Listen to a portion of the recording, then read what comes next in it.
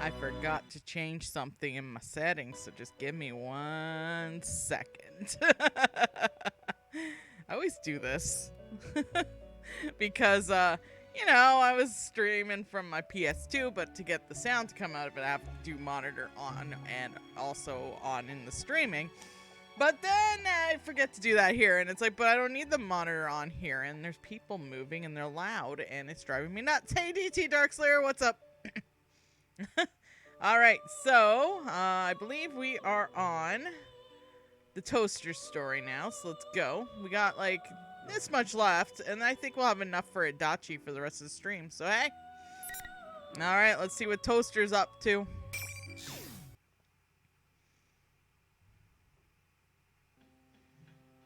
I'm worried about Yuki-chan and Rise-chan. Hang in there, ladies. I'll come get you in no time. Please, no. Still, this hallway has been going on forever. And of course, little Dio Brando has to jump up and ruin everything. Come on, kitty. The stream literally started. She's too cute.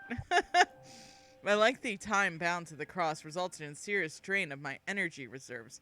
My condition has deteriorated to the point where even normal maneuvers will be difficult. If we were to face another shadow, I might be at a severe disadvantage. On top of that, the young man named Sho displayed godlike abilities. My sister and the others are in pursuit of the target with the power to freeze everyone present. I can't help but worry about them. I feel my heart sinking as these thoughts arise in my head. Teddy walks along with me, peering into each classroom as we pass them, perhaps his increased chattiness since we left the others in an attempt to lighten my spirits. Aww. Just thinking that danger is closing in on those innocent ladies even as we speak is making my fur fall out. I'll be positively bare. Yeah, take a shot. Your fur is falling out. Perhaps it is merely your shedding season. Yeah, I guess that's a point there too. No. I'm extremely sensitive, and I lose fur when I'm stressed. Just the other day, Kanji lured me into a trap with some ice cream. He then kept nuzzling me over and over, and I ended up with a big old bald spot on my head. It was terrible. Maybe you shouldn't be so homophobic. I see. Kanji-san's extreme expression of love puts stress upon your fur. I will add that to my data file on you. It's too early for a drink. It's never too early.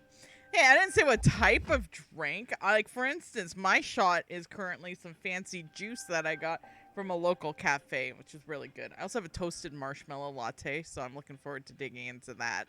By the way, are you tired at all, Ai-chan? If you do feel a little logy, feel free to snuggle up against me whenever you like. Teddy, no! No, I'm more concerned for the others in town. No, completely ignored. But I'm sure they'll be okay. My friends are really strong, you know. Oh, there you are. Hi, Dave. What up? You trust them, don't you? Of course. You believe in Michan and the others too, don't you? Yes, I do. They're all precious to me. We're the same after all. You're sparkling too. Sparkling? I love everyone who's nice to me. And the world where everyone that I love lives in really sparkles. And I want to protect that sparkle and help everyone out. Teddy's large eyes are guileless and honest when he speaks of his friends. I am an anti-shadow weapon, and yet Teddy's presence is similar to those of shadows that I have been exterminating. Does that have any importance? Thinking about someone else strengthens your own powers.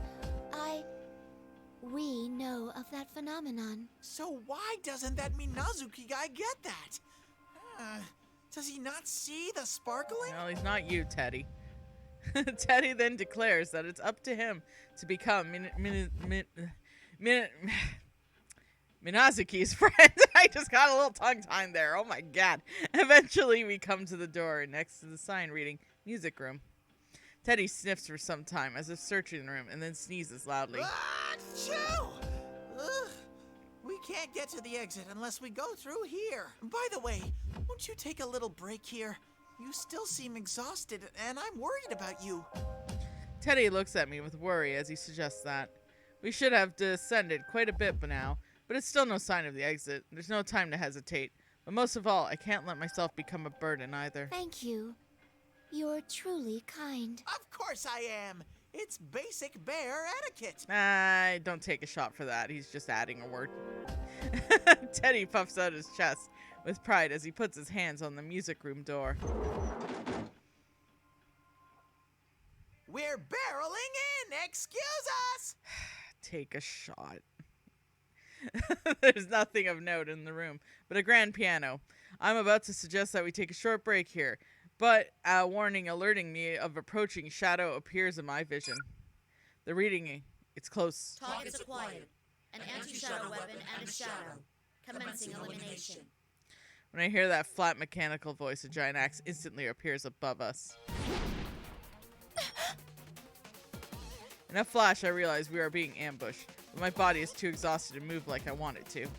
It's going to hit me. If I take any more severe damage, I'll be destroyed. Teddy took the hit! Teddy shoves me away and I tumble on the floor. The fog and dust stirred up from the impact of the begin to settle, and I see a giant blade embedded into the floor right where I had been standing. Teddy had been hit by the attack meant for me, and now he's lying motionless on the ground. Man, you're weak. I was just trying to surprise you. God damn it, Teddy! You're a copy of my sister. I was ordered to take part in battle here. But that don't matter anymore. I'm gonna do whatever I want. Start now. John, run! Man, Shadow's persistent. Once I'm done with Itis, I'm gonna grind you down to fertilizer. Hit him more! Teddy! I mean, oh no, Teddy! The axe strikes Teddy with a heavy blow. He slams into a wall before sliding down into a heap. Please do.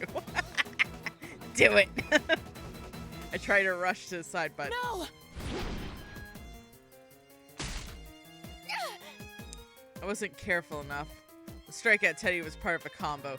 Second attack anticipating I would try to come to his aid. Though I was able to avoid direct hit, the tip of the axe catches my leg with a dreadful noise. I stand up and prepare to dodge any further attacks, but the hit I just took had been enough to damage my leg. I won't support my weight and I fall to my knees. My frame's been cracked. Uh-oh. Copy of my sister smirks confidently and slowly approaches me. It seems to know that I'm incapable of moving at any agility now. Right then, I notice the red pillars have appeared in the corner's room, trapping us, and there's no way to escape. I was trying to hurt you, you know? I knew you were weakened, I guess. It's so easy. Just target the weakest one, and the numbers will drop on their own. These bonds are pretty useful. I knew I was weakened after all. I realize I'm in severe danger now. Soon there will be no way to prevent it from claiming Teddy and me as victims. Up until now, I'd witnessed how my sister's shadow and how my sister herself fought with her when her heart had been disabled. That's why I thought that I had to understood how to deal with this fake version of her too. When my sister was at the state, she and her shadow had fought in the same way, using her body full potential fueled by an inner drive to destroy. Each attack from them was a threat, but the straightforward opponents were simple to deal with. This fake is different. She isn't berserk, like a shadow. She hasn't lost her heart. In other words, she has both cunning and power and can fight like my sister when she's in her normal state. In other words, she knows of my special qualities as an upgraded version of her hardware and can precisely target my weaknesses. Biggest difference between 5th generation Labrys, my sister, and me are our attack ranges. While my standard weapons are firearms, my sister has no long-range weaponry aside from some of her persona's abilities. Normally, I would have had the advantage over her, provided I'm able to keep a distance between us. My damaged leg robs me of my mobility, so I can't do that right now. Fighter is able to hit harder will have the upper hand here. The double must have known that and targeted my leg from the start. I already made a mistake in the limousine, and this will be my second blunder today. If only I had been better able to deal with things. I guess don't beat yourself up, girl. My regrets spill from my mouth as an axe in the shadow's hand rises higher and higher. My sister's axe weighs close to a third of much of her body, and she activates boosters to deliver an even more destructive attack, speeding up her swings to truly dangerous rates. A single hit from it could be enough to put me in a helpless state. As if that wasn't bad enough, I could barely stand up as it is. I can't even aim properly. I yearned for power so that I could protect my comrades, but What are you mumbling about? You're next, Igus. Come at me. I couldn't respond to a sudden ambush. Those close to me have been wounded. I can't save anyone like this. Now I'm facing a truly desperate moment. Something surges from the depths of my heart. Anger. Anger at myself and my powerlessness. I don't want to use my damage as an excuse for death. Move, Igus. Move. Behind the rising heat swelling within me, I understand that my battered body is unable to put up a fight. But I cannot lose. I must maintain its power. Keep my emotions under control as I determine the best course of action at the moment. Think. How can I turn this situation around? What can I do to protect my companions? A thought passes through my mind. It seems I'll have to make use of that. I should have had maintenance done, like Fuka-san said. The plume of dust within me flares strongly, as if responding to my heart. Right now, I will do anything to give me power to fight, even if it results shattering my own self. Please. You care too much, Toaster. Don't beat yourself up. Exactly.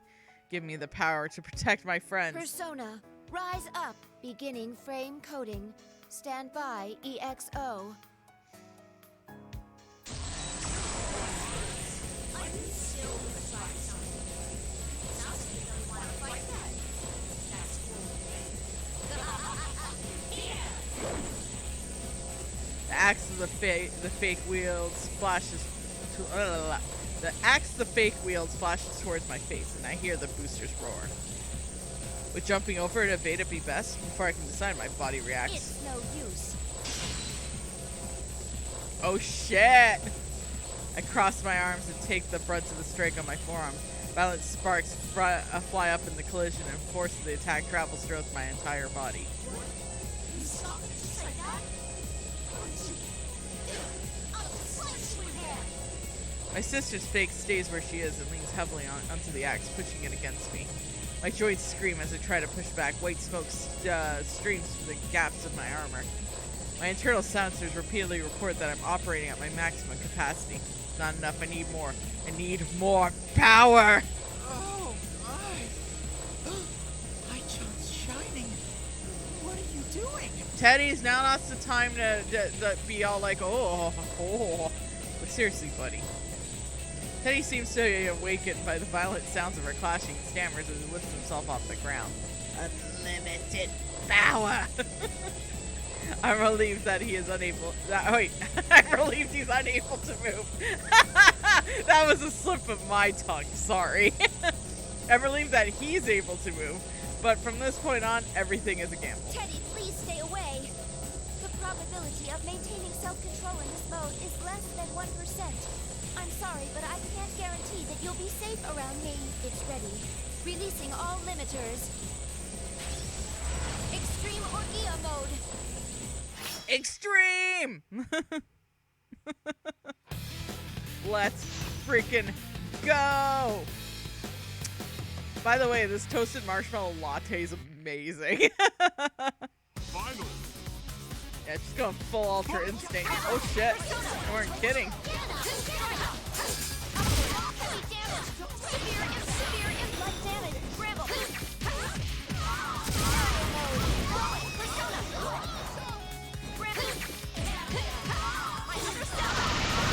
Whoa, that does so much damage!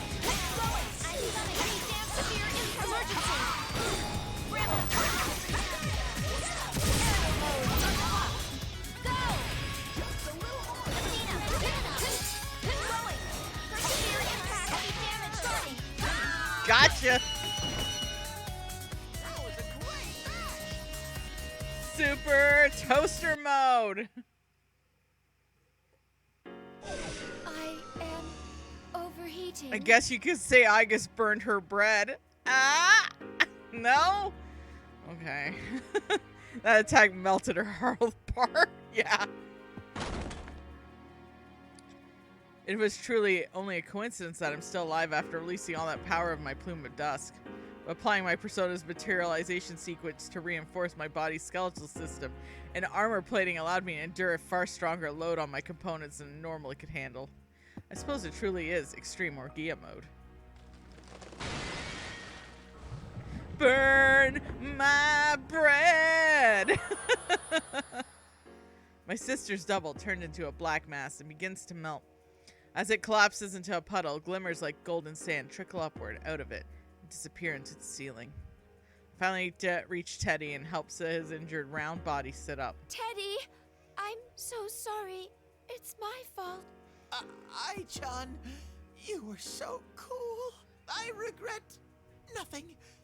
Please, take care of Yosuke. Teddy! The building begins to creak and the structure groaning like a giant. Entire tower begins to quake as well. Both creaking and tremors are getting stronger compared to what we had felt earlier. Uh-oh, Biscottios! In addition, have beastly howling thunders down from above. What is that? Is there a voice? Could it have been from a much higher than the room that were rescued, Mitsuru-san? Teddy's eyes snap open at the eerie sound. What was that? Teddy, you're being too dramatic. I'd be happy if you just croaked right then and there.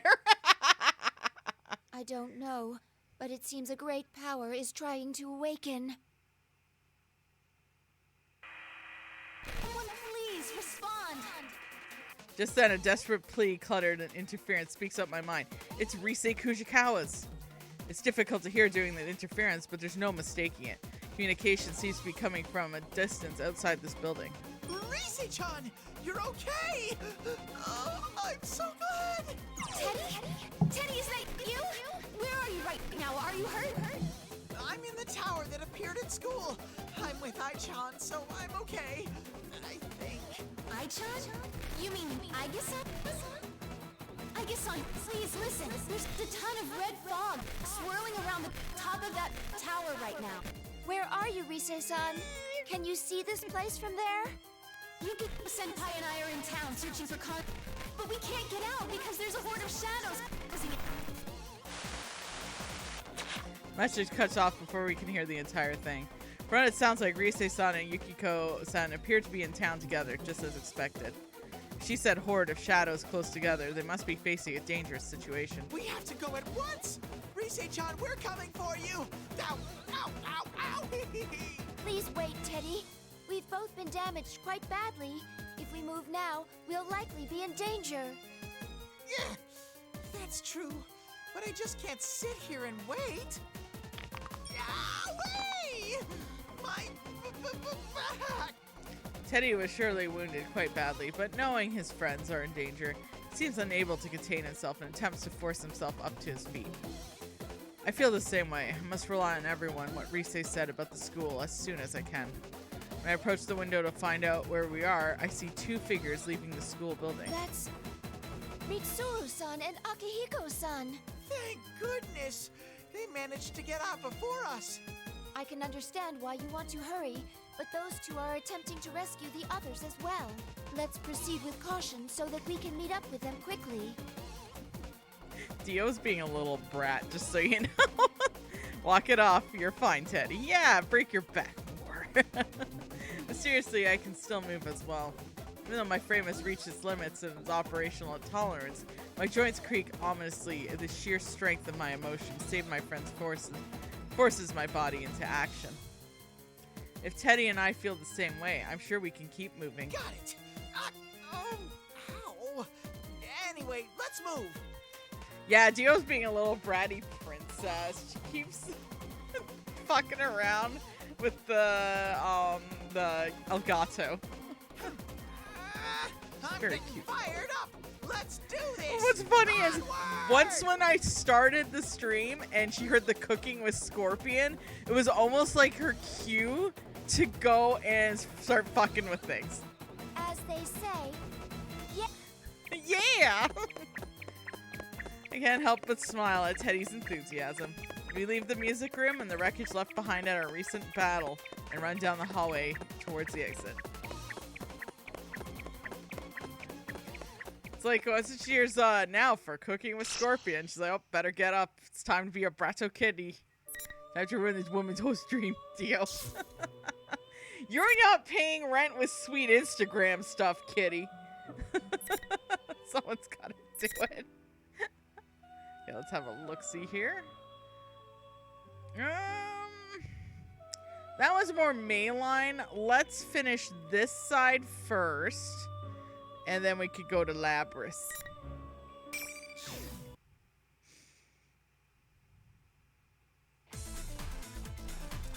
We run at top speed through the fog enveloping the town of Inaba. Not a single soul can be found outside. The sight reminds me of nothing more than the dark hour. Akihiko must feel the same way as he runs beside me. Mitsuru, how are Aigis and Teddy doing? They must have gotten out into the town by now. I love that he calls Teddy. You're right. Let me search for them. I concentrate and search the area for any readings. My search ability has only a limited range, but make matters worse, the images appear in my mind have severe interference, likely caused by the strange fog. Yeah, this music's amazing. This fog seems to be symbolic to Minazuki's solitude, as if he was trying to sever our connections to one another. I found them in the town shopping district. We'll be able to catch up with them quickly. Alright, let's hurry to join up with them. Then we can compare notes. Fortunately, Aigis and Teddy appear to be very close by. We hurry towards the readings in an effort to meet up with the others.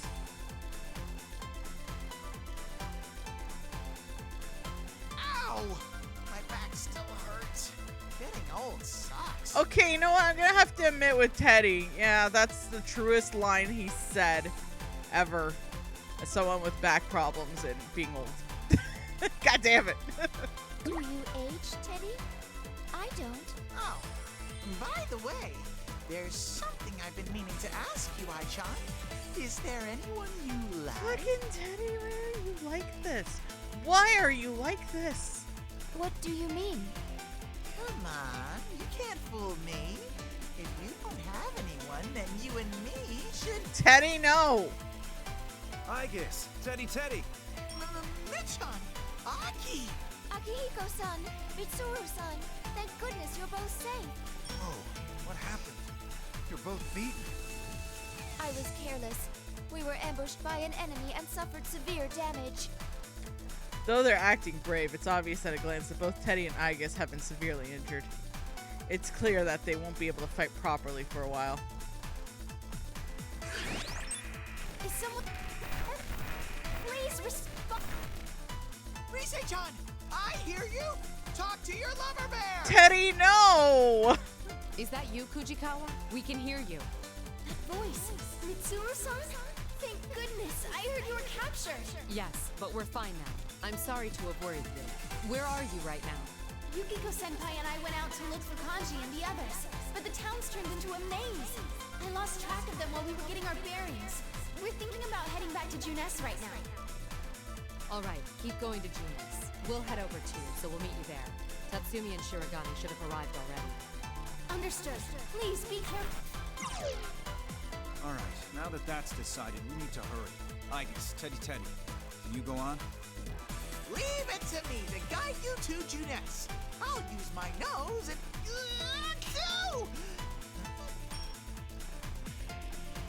Teddy appears to have a sense something. Turns and looks at the shape that appeared further down the shopping district. After all that's happened, do they still intend to make us fight?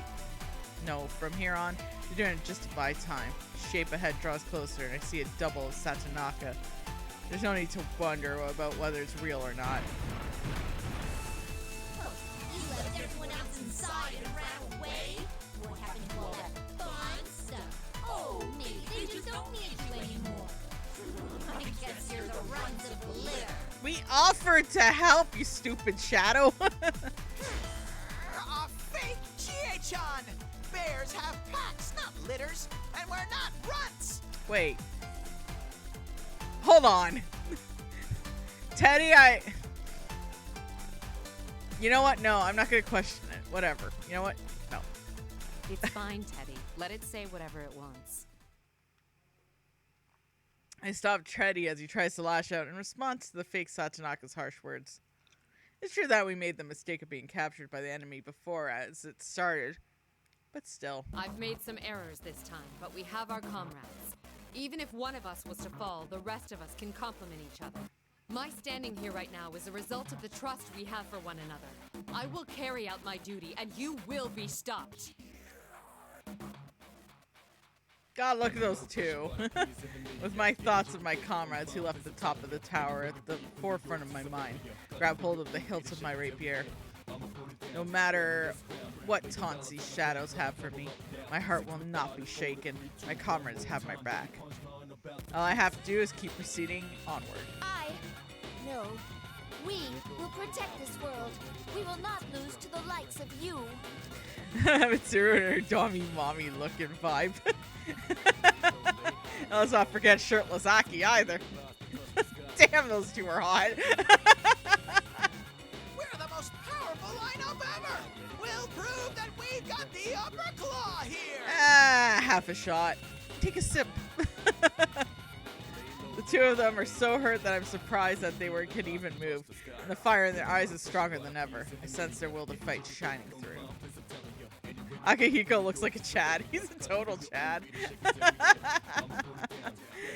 Aha, such admirable resolve. Actually, he's technically a himbo, though, because he's kind of clueless about things, too. We will take on this burden in their stead. Next to me, Akihiko slams his fists into the palm of his other hand, steps in front of Igus and Teddy. I was hoping for a chance to fight about now. I felt myself getting rusty. The rest of you can sit back and watch. This tournament is foolish, but I was given one of your secret names. It's time I showed you the power of the Execution Queen. Oh, shit.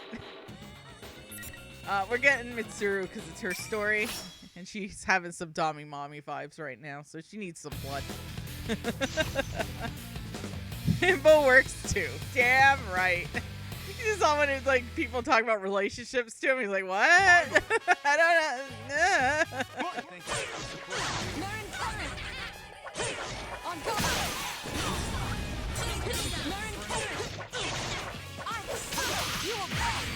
Woo! You have time to go.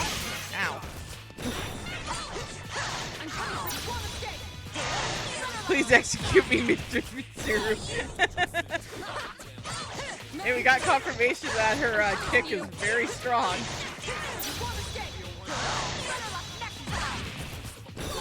On guard! Oh, no persona, it's fine. I was doing well. Got her.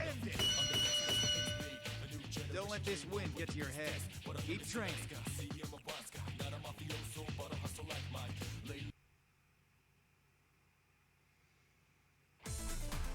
We don't even turn back to look at the melting shadow anymore.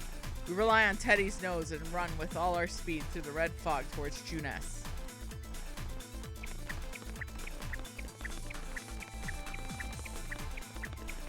There! Come on! Everyone hurry! We're gonna go shopping, baby! We eventually see a large store that I had last been in when we exited the TV world. This building is normally quite lively with customers, but now it looms in the eerie silence within the dim red fog. Our rendezvous point is on this building's rooftop. Everyone remain in contact while searching for Kujikawa and the rest. Stay alert. Stay safe. Every day's great at your Junes.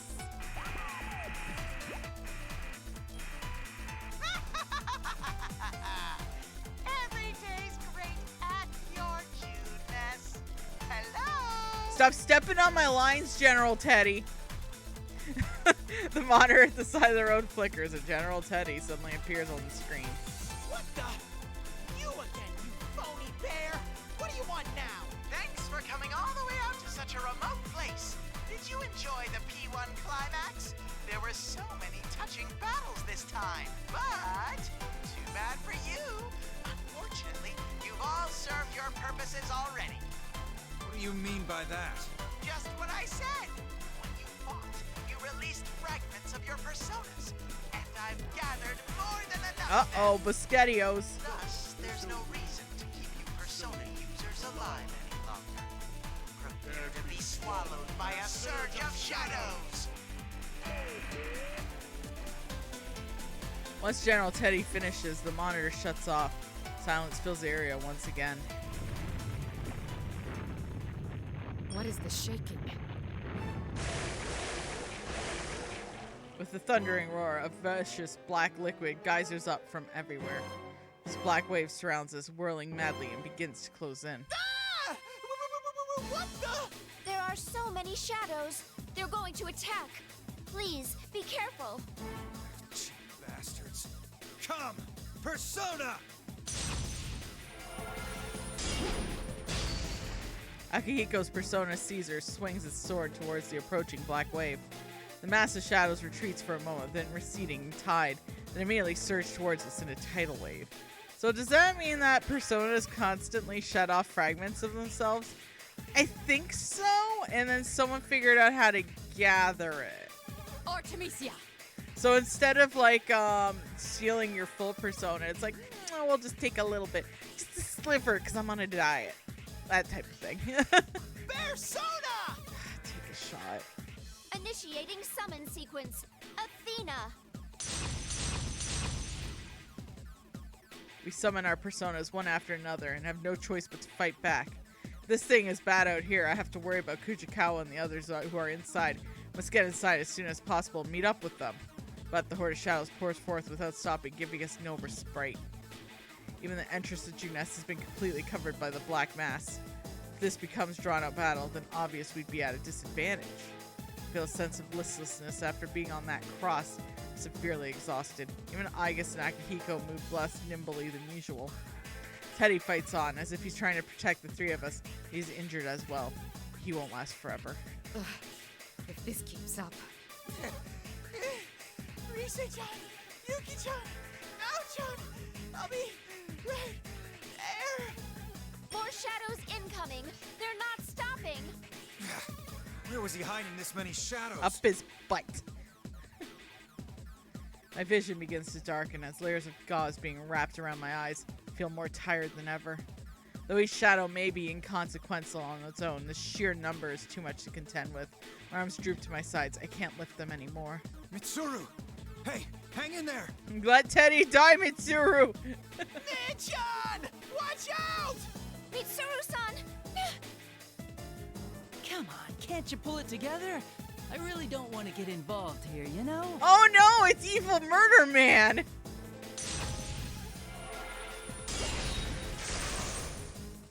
What the? As the sound echoes out, my vision returns and I see a shape moving towards us, mowing down hordes of shadows. It was just a persona attack? The shadow had been overwhelming us. The shadows that had been overwhelming us retreat. Path opens towards Juness entrance. You are... Oh man, you guys look terrible. That's what you get for sticking your noses into places they don't belong. It's in Celadachi! Everyone's favorite incel.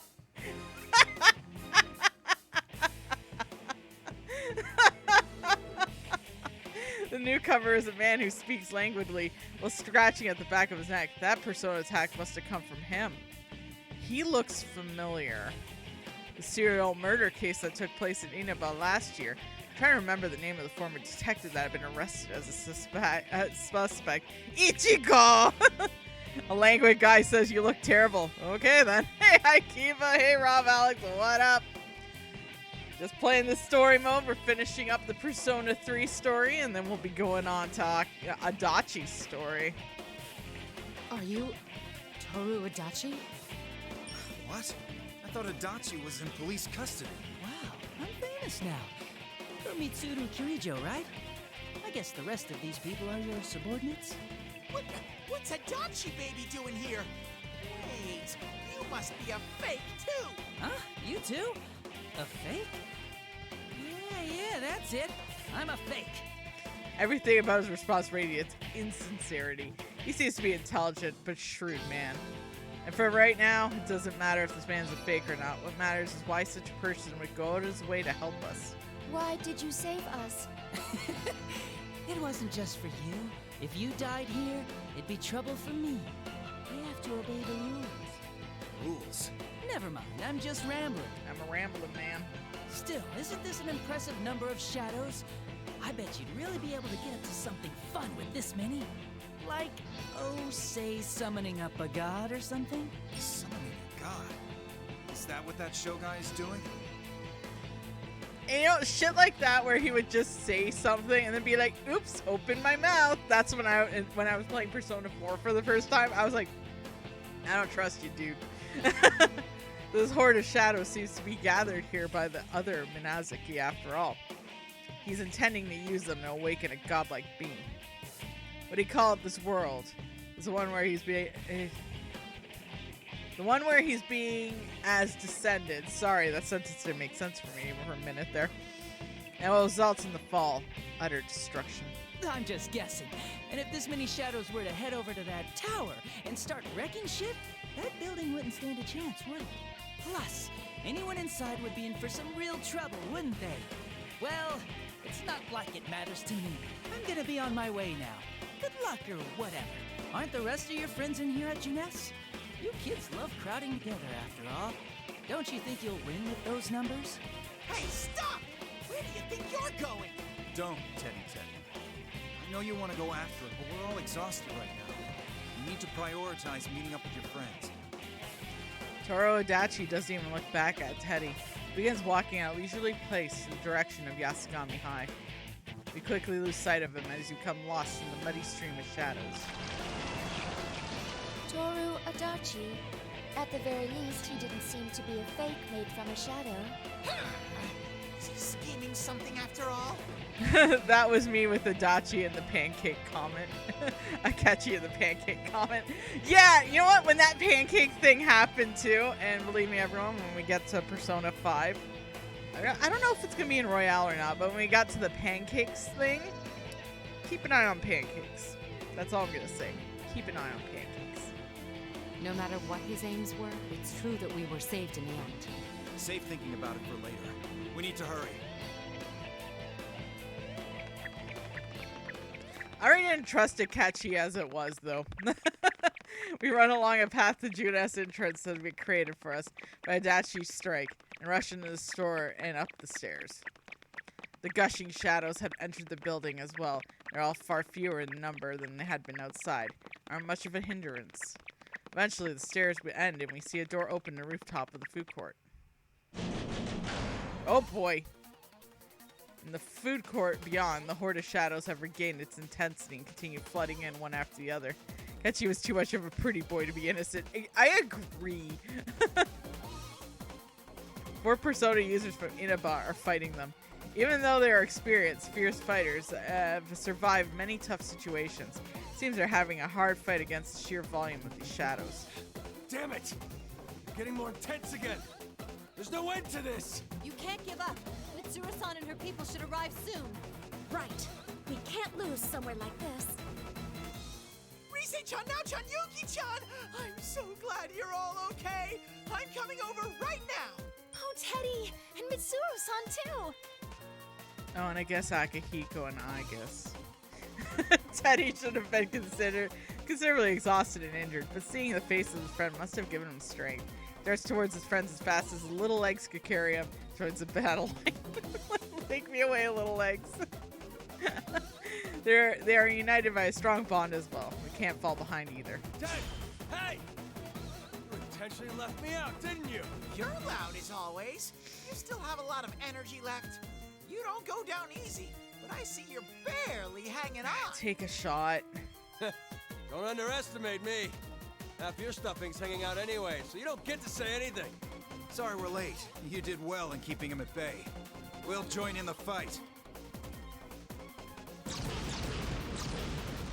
With a sense of relief at seeing everyone we had been unable to locate, we quickly tell them the situation and check on their conditions.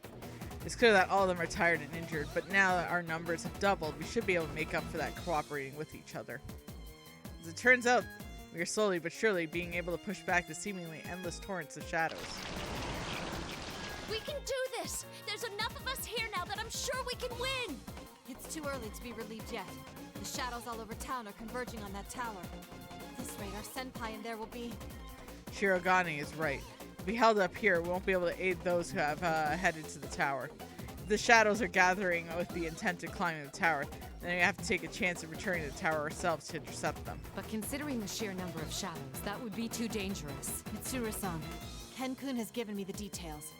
This case has many similarities with Shuji Yakutsuki's plan. I believe the culprit has the same intent. And considering the current situation with these hordes of shadows, the time is nigh. Shominazuki called Shuji Ikutsuki his father, and then there's what Toro Adachi mentioned. Clearly enough circumstantial evidence. This time Naoto speaks of is nothing less than the end of the world. Do we have no choice but to entrust this to the others here? Isn't there something we can do, Mitsuru-san? This isn't the time to argue, Mitsuru-san. We have to go. What's there to worry about, Mitsuru? There's only one option here. Everyone wants to return to the tower, completely disregarding their own safety. Not a single one of us is afraid to volunteer, even in a desperate situation. I just realized this guy. Tick. In addition, we've been forestalled again and again since it started. Seems that my position as leader of the Shadow Operatives have put me in a defensive without my noticing it. We have to go to the offense now that we have the strength to do so. I forgot what even that was already. Oh, same Dave. That's the best part of out of contest quotes. You just never know. You just never know. Everyone, listen up. The shadows are likely gathering at that tower. Their goal is likely to bring about the coming of a god with the power to destroy the world. We must stop this at all costs. Fujikawa, will you lend me your strength? We'll combine our communication abilities to contact Yamagishi. They need to be told of the danger. The first step is to make contact. I task the other 6 with making sure the area is secure and then take Fujikawa's hand. We both feel a similar tension, distinct from what we feel in battle, as we focus our thoughts and concentrate on the tower. Persona! Though the situation is truly chaotic, the end of the world is drawing near. Vision appears in my mind surprisingly clear. To think that Fujikawa's communication ability is this powerful is equal to Yamagishi's. I've also been told that it's evolved to the point that she can participate in combat now. These Persona users of Inaba have great potential hidden within them. That's right, we have an obligation to protect this town. Their future. Fukasan is somewhere around the middle of the tower? Hold on, Fujikawa. There's something in the sky. There's a reading of something approaching at high speed from the fog-filled sky.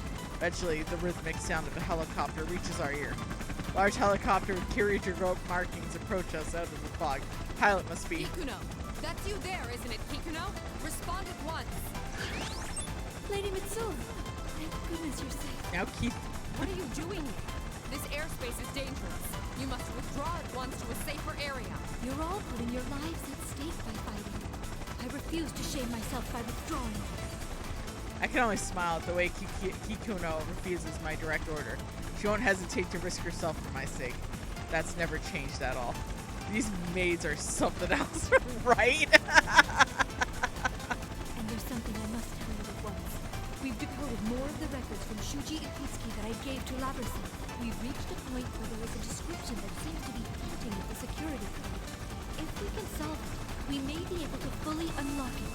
The clues to the password are my true form that I should take, and the one written of in the prophecy. Prophecy and true form? Could this be about what happened back then? Mitsuru, you have to remember. That insanity Ikutsuki was a slave to. Remember the speech he gave us? I can never forget the night 3 years ago. Night where we're cast in the depth of despair. Ikutsuki looked down on us with those insanity in his eyes and told us of his own ambitions. He said he would become a king in the new world. With that in mind, what he strived to become, his self-professed true form. The new world that Shuji Ikutsuki strove for. A world where everyone besides himself had been changed into his shadow. What he did believes his true form would be King for fall. There's no mistake. Those words symbolize the distorted ambitions Ikutsuki had become obsessed with, and he would truly believe that he would become. That's it! The password was accepted, and the file's been unlocked. I'm opening the file now. There's no time to wait for an announcement. Hot Microsoft Fujikawa, Word let's try action! again. We need to get this information to Lapras through Yamagishi. We direct our search to the direction of the tower once more and detect Yamagishi. Near her are a number of other readings that appear to be in combat. There are Narukami, Satonaka, and Hanamura. It seems they're fighting valiantly to protect Yamagishi. Though they have been injured, I sigh in relief sensing that they've made a recovery. Immediately open communications with Yamagishi and relay the situation. Bringing Yamagishi and Sun and Sword and Shadows in town have begun pouring the tower as well. We then pass on our own conclusions, the reason of the horde of shadows, and our information on the password. Even Yamagishi seems more lost of words at hearing this. She quickly recovers herself. So that's why all these shadows have been flooding in. We'll stop them here as well. I'll tell Labras about that password at once. Please be careful, Mitsuru-senpai. Drinking juice, hold on. Everyone looks towards me once the communication ends. They're waiting for a word from me with such impatience. But don't worry, I understand. We will now head to the tower to aid those who are still in there. We'll have to force our way in. We will combine the strength of our personas and fight our way through. As they say, that's what I'm talking about. I guess you dork. This is starting to get interesting. I'm getting pumped up. All right. That's the plan, then it's time to bust out all our skills. Better not fall behind, Ted. I'm getting fired up! Wait for us, Sensei! Wait for me, Labby-chan! There's no need to fear with my tremendous strength! Right. Labras and Chia are fighting too, so I can't just stay here. Oh, I guess so adorkable. The moment we were about to step towards the tower, I noticed a black silhouette of a vehicle lowering its altitude, close enough to graze the shadow hordes. Kikuno, you need to leave Inaba and stand by until we contact you again. No, my lady. This helicopter is loaded with two 7.62mm Gatling guns, 19 continuous rounds of 70mm rocket ammunition, as well as a 30mm chain gun. Damn, she's stacked. Though these cannot damage shadows, they will be useful in preventing their advancement and providing me with some measure of backup. Don't be ridiculous. It's too dangerous. You're... Labras-san asked me why someone who couldn't use a persona would risk their life to go to a place where shadows appear. No matter how slight it may be, I can still provide some assistance to you all. I have been prepared to risk my life from the start. My lady, I have my own battles to fight. Y'all need to just shut up and kiss right now. Jesus. Kikuno-san. Mitsuru, I'm gonna repeat the same mistake. right. It doesn't matter how strong or weak we are. I've pushed Narukami and his friends away before, and now I'm doing the same to Kikuno. Kikuno, I accept your determination. Aid us from the helicopter. We must reach that tower at all costs. Quick, Yukiko's gotta save her girlfriend. Right? And we're not even talking about Chie. It was like Yukiko's story with Labras? Holy moly. Understood. I will see you there safely, even if it costs me my life. Let us depart. Yukiko's helicopter rotates in place, facing the direction we'll be proceeding in. She's destroying all these shadows and looking cute doing it. With a tremendous concussion, a rain of bullets showers down on the mass of shadows, slashing bits of blackness everywhere which way. Wave had been completely covering the road, loses intensity and begins to retreat. They're like, Jesus Christ, you brought an army, we're gone. Now! Kikono's amazing. All right. Come! Persona! Go! Persona! Take a shot. Here goes! A line of sparking light runs in the wave of shadows, accompanied by a roaring sound. We can do this. We nod at each other and leap one after another into the newly opened path. We must head to the tower where our comrades are fighting, so that I can carry out so we can all carry out our duties.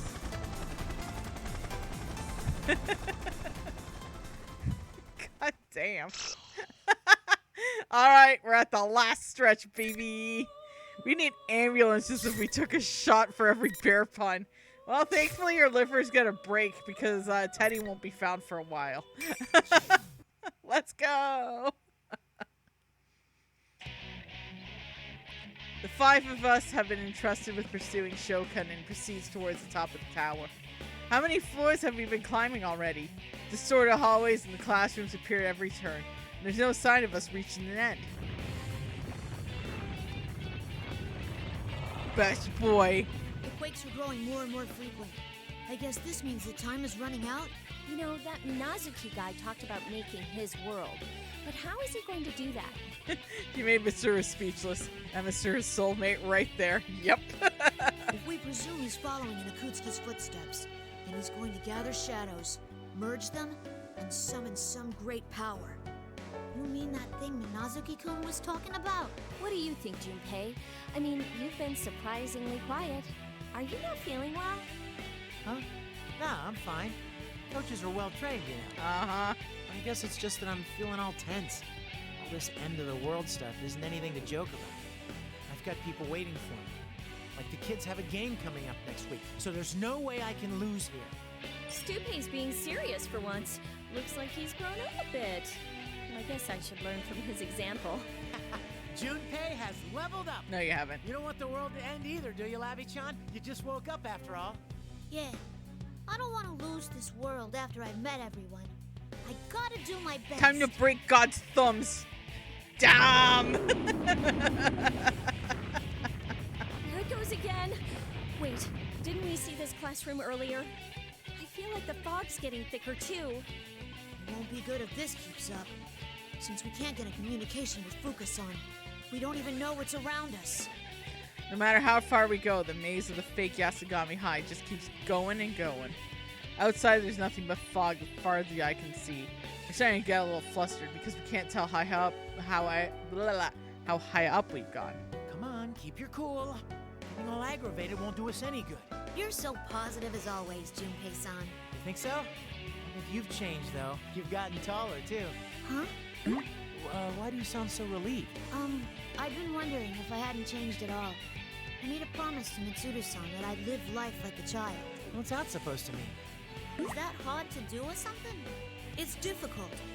I don't know what it's like to be a child, so I wasn't sure if I should keep doing what I've been doing. Huh. I guess being an adolescent boy is difficult. You should just live your life the way you are. I mean, you are a kid. That's right. You can't trust Mitsuru-senpai's idea of childhood.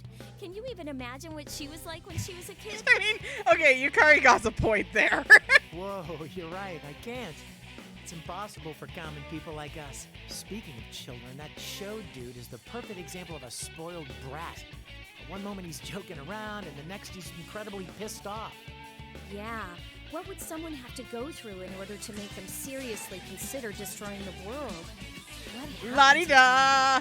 Hi, Kiba. Thank you so much for the $1 donation. On that YouTube retrospective on songs I listened to the most this year, 3 guesses of what number 1 was. First 2 don't count. Well, hi, Kiba. I have a feeling that your number 1 song is the same as mine. La-di-da! I can't help it. It was my summer jam. Then the topic shifted to Shokan. Koromaru-san passes by us and stops before one of the doors. What's up, Koromaru-san? Is there something bothering you about this classroom? When I approach the door with Koromaru-san barking at, I see stairs leading up to inside the classroom. I'm sure that wasn't the only one who was hoping this was the place. Junpei-san quickly opens the door and we step inside. I love that they have Junpei just open the doors all the time and not with like any idea that he would be the first one attacked. That's amazing. Aside from the staircase, the room seems to be a normal everyday classroom. Desks are lined up in rows and the blackboard dominates the front wall. I can't help but be reminded of my own yearning to go to school and live life as a human. Even at a time like this, I smirk a bit at myself, just as I'm about to follow everyone in the stairway. Looks like you've made it all the way here. Now what to do? He isn't called Stupid for nothing. Yeah, it is a freaking earworm. Oh my god. We finally found you. General Teddy, the mastermind of this tournament. With his cape and his fearless grin. Blah. General Teddy is completely different from the real Teddy we encountered earlier. Even though the screen had been ominous air about him, I check him with my sensors just in case, and sure enough, he's a shadow. No, this isn't a normal shadow reading. What in the world is this? This is getting out of hand. So I, General Teddy, will face you myself. Now bring on the ring! General Teddy looking like M. Bison. I know. When General Teddy lifts his little hand up. His little hand. Sorry, stump. It's funny. The familiar red pillars appear to be the 4 corners of the classroom. The tension running through the area pushes the concerns from my mind. No time to think about that. I have to prepare to fight. Now, it's time to have some fun. Those who hinder the creation of my world shall all perish here. Psycho Bear Crusher. Whoa, Cyber someone's got a Crusher. big mouth. My world? This has been our world from the start. We're not just gonna let you destroy it that easily. Destroy? I will not destroy it. This will be a new beginning. The beginning of a world of my own, where only I will live. That's a scary Teddy. Only you? What about Show? That's a scary Teddy. Scarier than sexual harassment. Teddy. This doesn't concern me. The vessel will soon be complete. Nothing you can do at this point. God, that cold dead stare. Look at that shit. We won't know that unless we try. Konamaru! I love that dog. Like hell we're gonna let you start anything like that. What kind of world is that? If there's no one else in it, it gets boring fast. Yeah, King of Fighters 15. The Orochi, Shermie, Yashiro, and Chris ending is them being like, okay, humans are gone, we're the only humans, and nature's back. And they're like, now what? Scarier than sexual harassment, Teddy. Yes!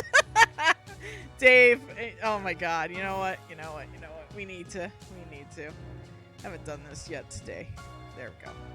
Punch him in the face! I made a Nightbot thing for Dave. Let's take this guy down and move on. It's gonna be Elaborous. Hey! For a while, I had it set as public to add quotes, and I realized, wait, that's gonna be a mistake, so I just have it as mods. So only No Name Woman and Dave can add quotes right now. Until I get more mods, of course.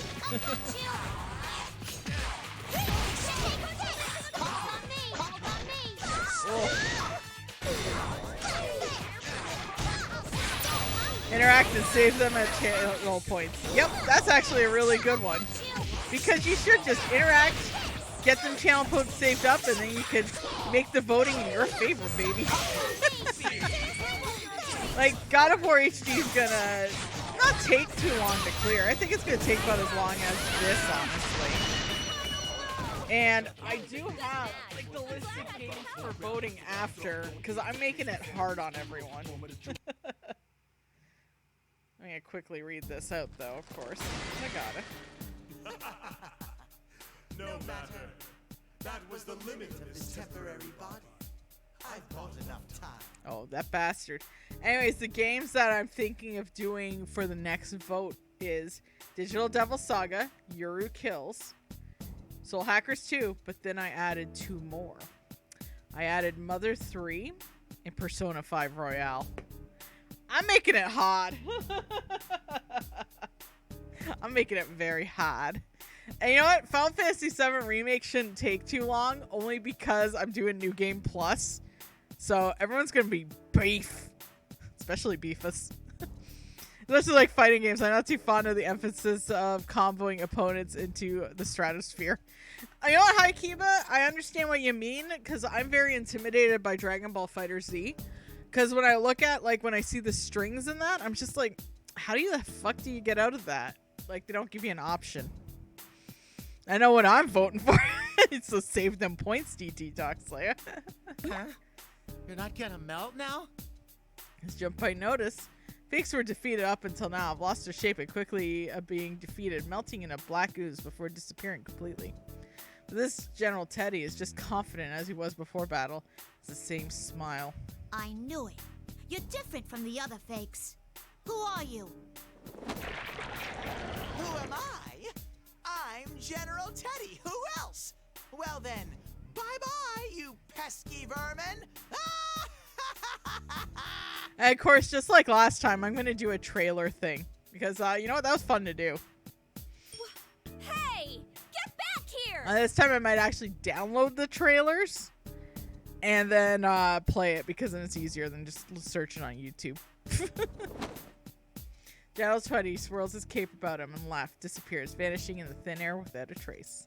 As evil as he is, he still is less annoying than real Teddy. That's true. Hey, Yucatan.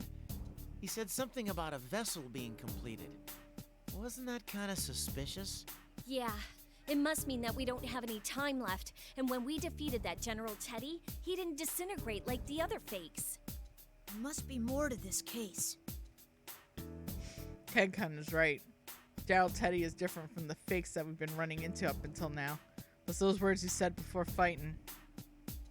I don't know why I can't pronounce his name. Minazuki. You know, I was just gonna say Minazuki because I don't know if I do Minazuki. There we go, I got it. Said they make his world, and Shokan talked about my world. Yeah, General Teddy said.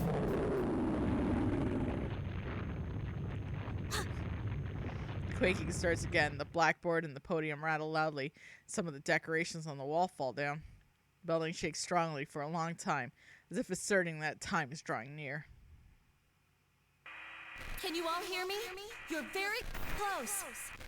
I'm getting a strong reading just up those stairs. Thanks, Fuka.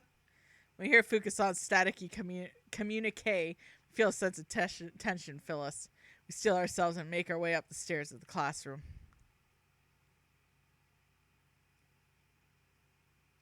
That's ominous.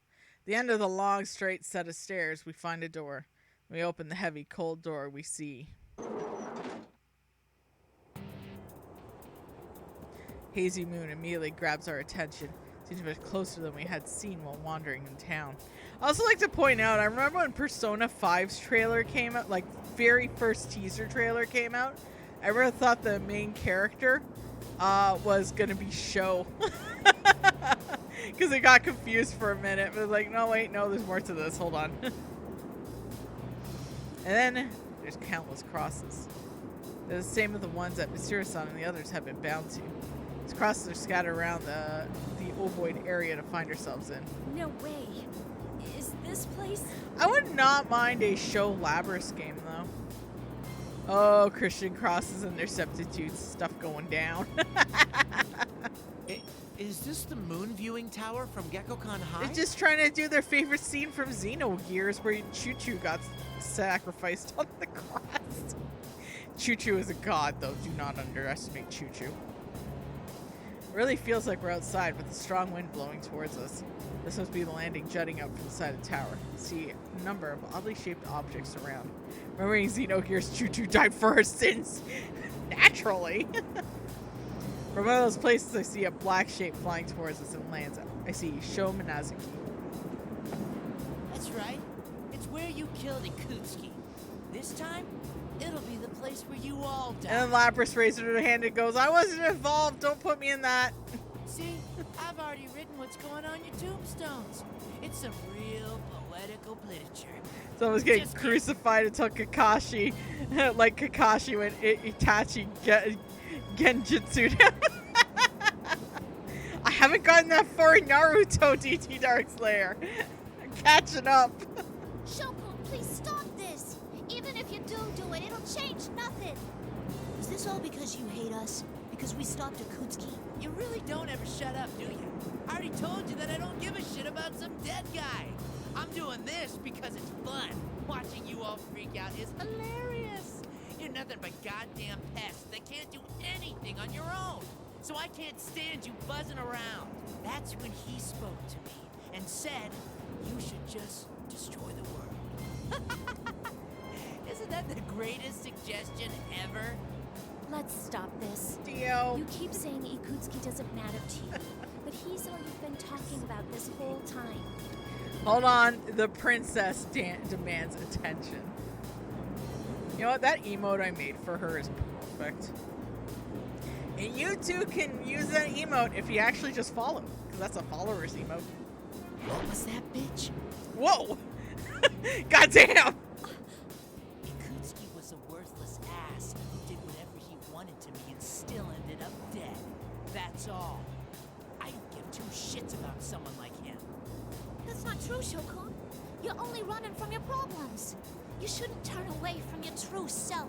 Shokun, come back with us. None of us hold any of this against you. Didn't you see what happened before? I'm a machine and I hurt everyone, but they still accept me. You're just like me. If you have somewhere you can go back to, then you don't have to do this. Shut up, shut up, shut up! Shut the hell up, goddammit! Labrys is a shadow. flustered rant suddenly breaks off. The X-shaped scar behind his red bangs is glowing a dull reddish white. I already know what this means. That's enough. How far must you go in attempting to ruin this plan? I shaved that red head as punishment. How dare you make us think you were the Persona 5 protag? Unfortunately, the borrowed power has been exhausted.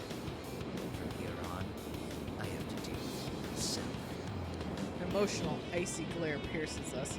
Minazuki, the one who awakened within Shokan, and, to use his own words, the one who grants his wishes. It's him again. Are we really sure that he doesn't have split personalities? I concentrate carefully on his presence. It isn't just a new facet of the same person. It's a completely different presence than before. Reactions of my plume of dusk are even stronger now. I can see it clearly. Shokan has a plume of dusk within his body. Minazuki-kun, what I said goes for you too. You're the same as me. What you are is the plume of dusk itself. He's like, fuck, she knows. That's right. Ikutsuki had a plume of dusk implanted in this boy during his experiments, resulting in my birth. I knew it. However, I still have no love for that man. After all, he tried to have me erased. I mean, Labris also reacted to them trying to erase her memory. She gets it. Erase you? Yes. Ikutsuki was nothing more than a threat, who was using this boy only to throw him away later. But this boy was something different. This music. He suggested that we try to act exactly like Ikutsuki. He created fake Ikutskis. He even went so far as to gain access to the Kirijo servers to try to gain more information about Ikutsuki. Then you were the hacker Kikuno-san told us about.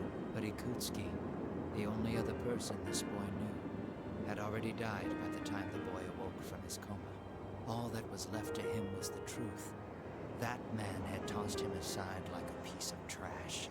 This toaster knows too much. Seriously? Since then, the boy did everything on his own. He had no help, met rejection at every turn. There was nowhere to go, and no one to turn to. I mean, granted, his greetings to everyone was, "Hey, motherfuckers!"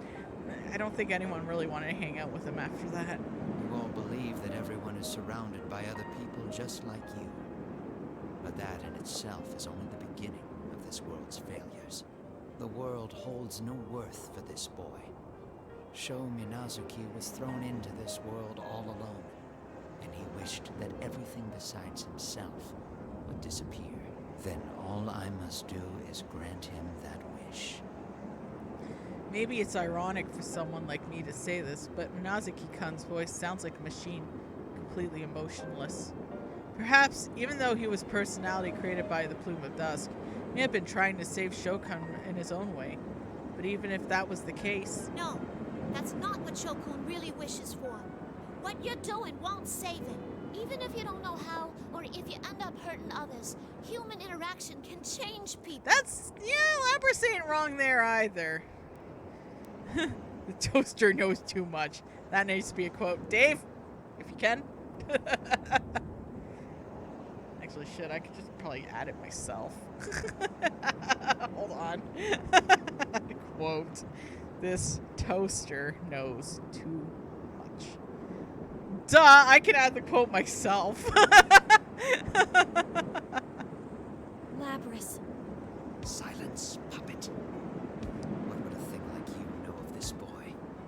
That's right, I ain't human. But neither are you.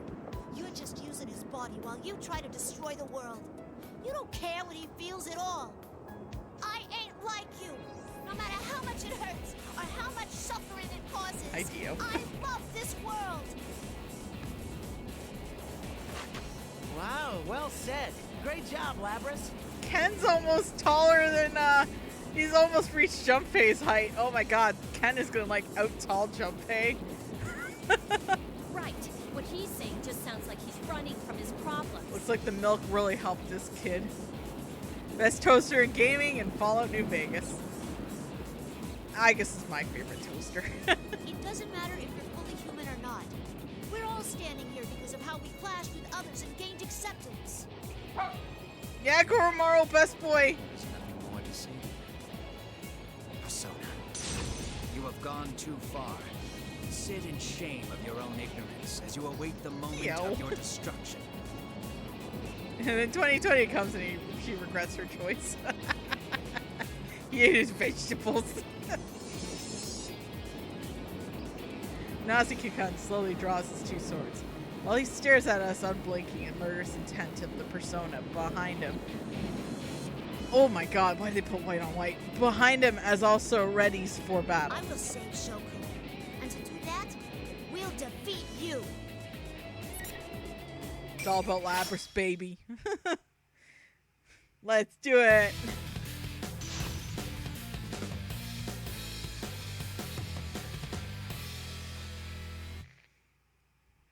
Finally.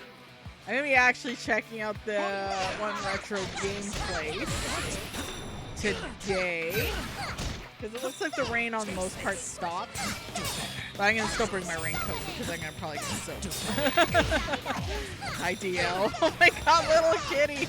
I'm just gonna match the square button so I can let this cat. It's not gonna look like this. I won anyways. I literally just used the square button that whole match.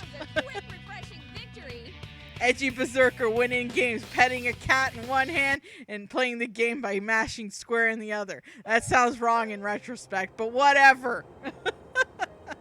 The persona wearing the golden mask disappears, as if melting into thin air.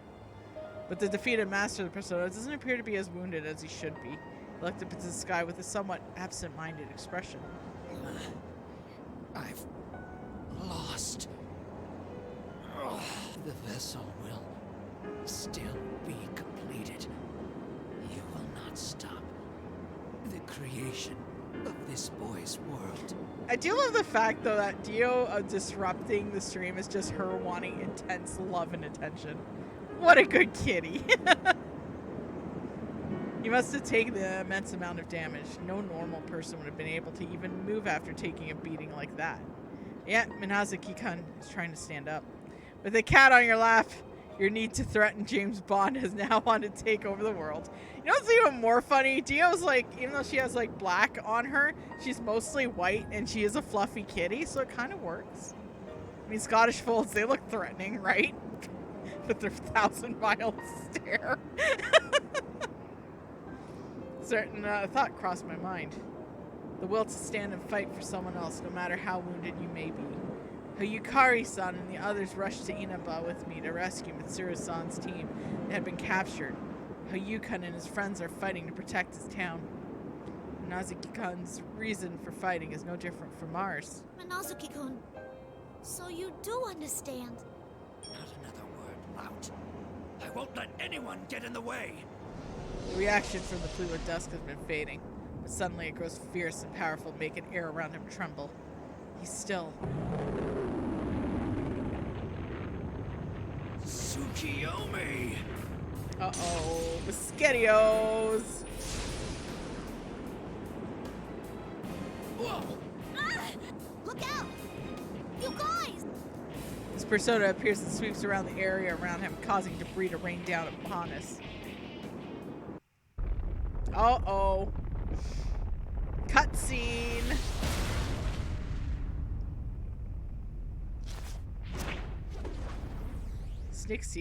Sick sneakers, bro. Ooh, the anime shot.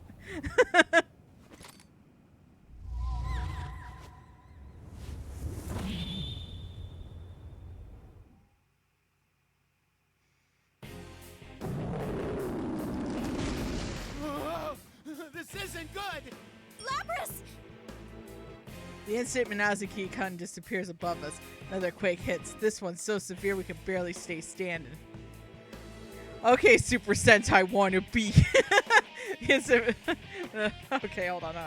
Every surface begins to undulate like a living being, large cracks running through the floor. One crack spreads into an actual crevasse, separating me from the others. From beneath our feet, lost our view from the fog gathered around the tower. Something dark is rushing towards us. A deafening roar. Is that a horde of shadows? Koromaru! Bork bork! On the opposite side of the cleft of me, Kenkan and Koromaru-san summon their personas to fight the horde of shadows. Kari-san and Junpei-san follow suit. It's an insane number of shadows. The horde of shadows crawling up towards us, making the tower's outer wall appear to be swirling in a black mass. Soon, Yukari-san and the others will be... Lapras, go! Huh? Don't look back. There's no time. Current translation, move, motherfucker!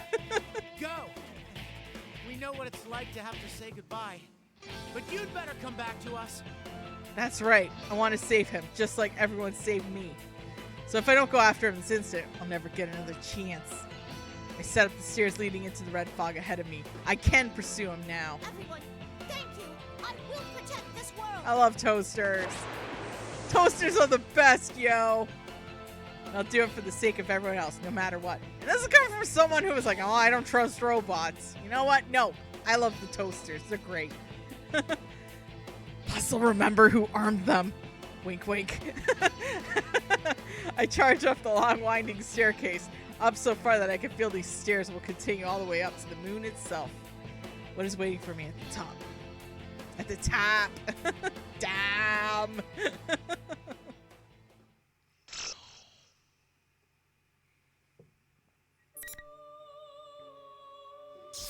Boop. Everyone's wish. Okay, let's go. We're going to wish.com. Alright. Yeah, Lapras needs to come back alive for her girlfriend. Exactly. The higher I climb, the thicker the fog seems to get. Sounds of battle below me fade away as I go further and further up. Suddenly, the deep blue shape appears in a red-tinged vision. I stopped. Oh my. It seems we meet again, Lapras. Theo! Here's another himbo. Gotta love him. You're Theodore, right? Oh, Theo's the best. Still looking for your sister? I don't think she's around here, though. No, I have stopped looking for her. Even had I found her, what I wish to know can no longer be learned from her. What I yearned for is something that I must discern for myself. You all have taught me that. Huh. I guess you've changed a little too, Theodore? Do I seem so?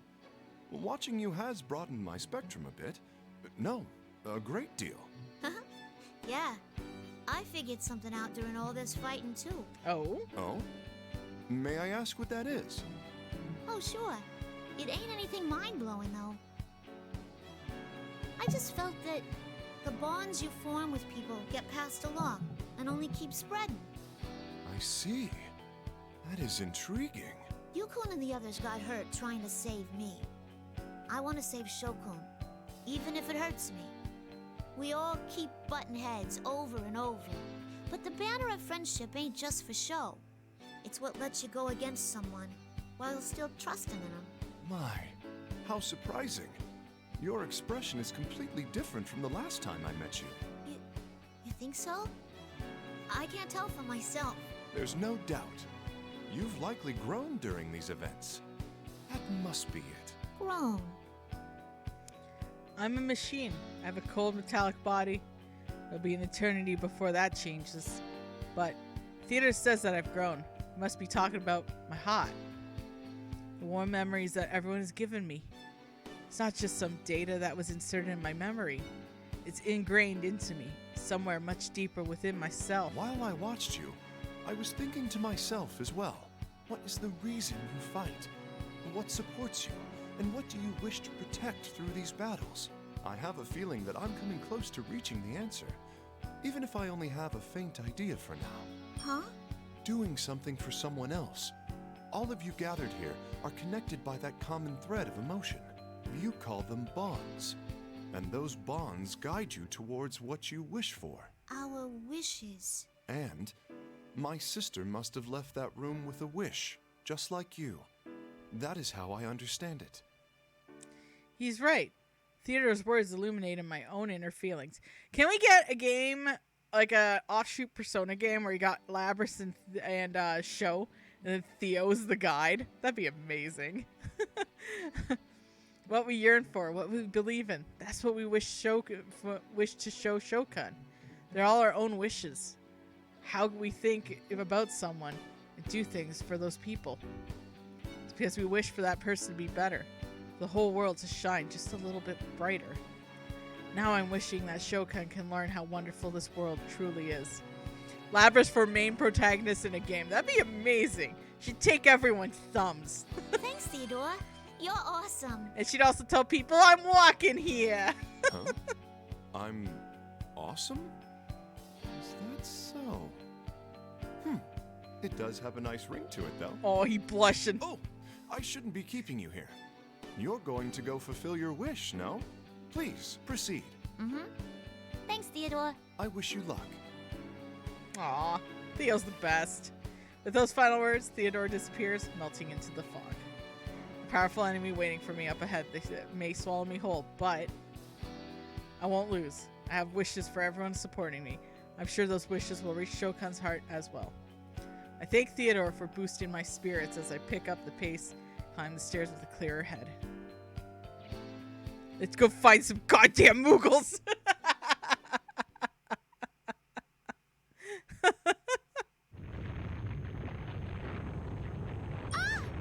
There it goes again. Another quake rocks the tower. I have to crouch down to keep them from staggering. It feels like these earthquakes are growing more and more frequent, even as the shaking itself grows stronger and stronger. There's no doubt that indescribably powerful force is getting closer and closer. Lapras! Can you hear me? Fukusan, these tremors are crazy. Are you all okay? Tons of shadows are pouring out and... Don't worry, I'm with the others. It seems Fukusan's group had been trying to catch up with us after Yukon and the others recovered enough to move on. While they were about halfway to the tower, a ton of shadows suddenly began attacking them. Right now, they're preventing those shadows from coming up through the tower towards us. Anyway, I got in contact with Kikuno-san earlier. There's something I need to tell you. We discovered the password to the file that I gave you before. It's King of the Fall. The files in my memory card that Kikono-san had given me before they left the helicopter. I forgot all about them during the fierce battles that I've been up to until now. These files might contain the clues that have been bringing this case to an end. Thanks, Fukusan. I'll give it a try. She told me that Mitsuru-senpai figured it out. We're counting on you, Lapras. After Mitsuru-san and the others rescued the rest of the Inaba Persona users at Junes, they strive to make it back to the tower in order to intercept the shadows flooding the town and converging in this place. With a sigh of relief over hearing that everyone's safe, I find the protected file. Try to use the password Fukusan gave me. Password accepted. Opening file. This... I instantly have access to the full contents of the data. Locked file seems to be details of Shuji Ikutsuki's personal experiments. The dates are marked, taking place in 1999. Test subject's name is Sho Minazuki. A strong reading is getting closer. Lapras, be careful! I continue reviewing the data while Fukusan cautions me. Prepare for another fight. The stairs eventually come to an end. Bizarre sight. Quite different from anything I've seen up until now leaps into view. Lots of Moogle-based quotes, I agree. Strong wind blowing here keeps the fog from becoming too thick. This widespread... I don't know why I had to emphasize thick. Yeah, I do. This wide space is made of what appears to be red marble. Vibrant green patterns run through it like blood vessels. Woo! Pillars that appear to be stylized flames surround us, casting in eerie shadows into the lustrous floor. Thick! Floating near the center of the crystalline object appears to be slightly taller than I am. Amidst a bluish-green light. On closer inspection, I see golden particles clinging to the rotating object. Are those the persona fragments from our past fights? As I walk step by step across the hard floor, approach the young man standing by the crystal. At his heel is a man in his suit. Who could that be? You know, the facial scans, searching records. Result found. Toru Adachi. Man who was arrested last year for the perpetrator of the case that Yukon and his friends solved. What could it possibly doing here? Again, you goddamn robot. Damn you for coming all this way. This son of a bitch betrayed me too. All of you are completely useless.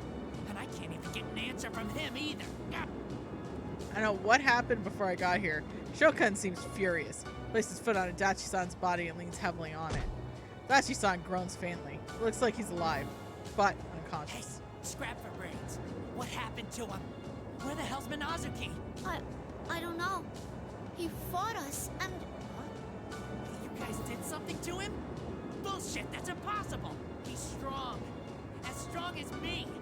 And there's no way in hell that he'd lose to some goddamn pest like you! Shokun, there's something I want you to hear. It's about your father. Shokan is currently very unstable, much like when I met him earlier.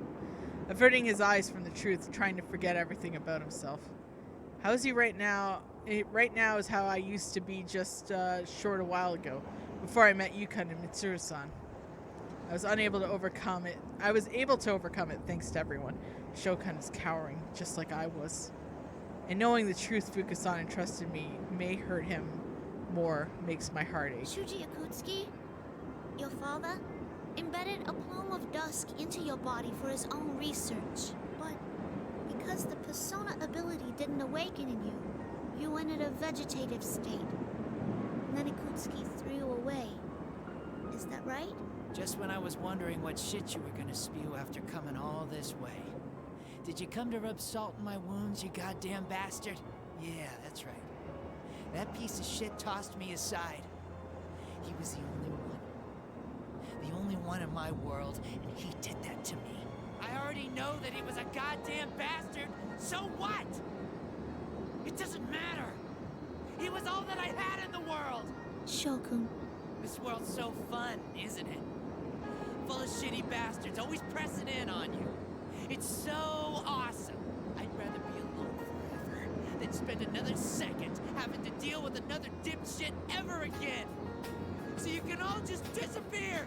Granted, that's what every person who worked in retail will say too. just saying. Just saying. Ooh, Rob Alex is making ziti, everyone. Delicious. That ain't true. You don't really want to be alone at all.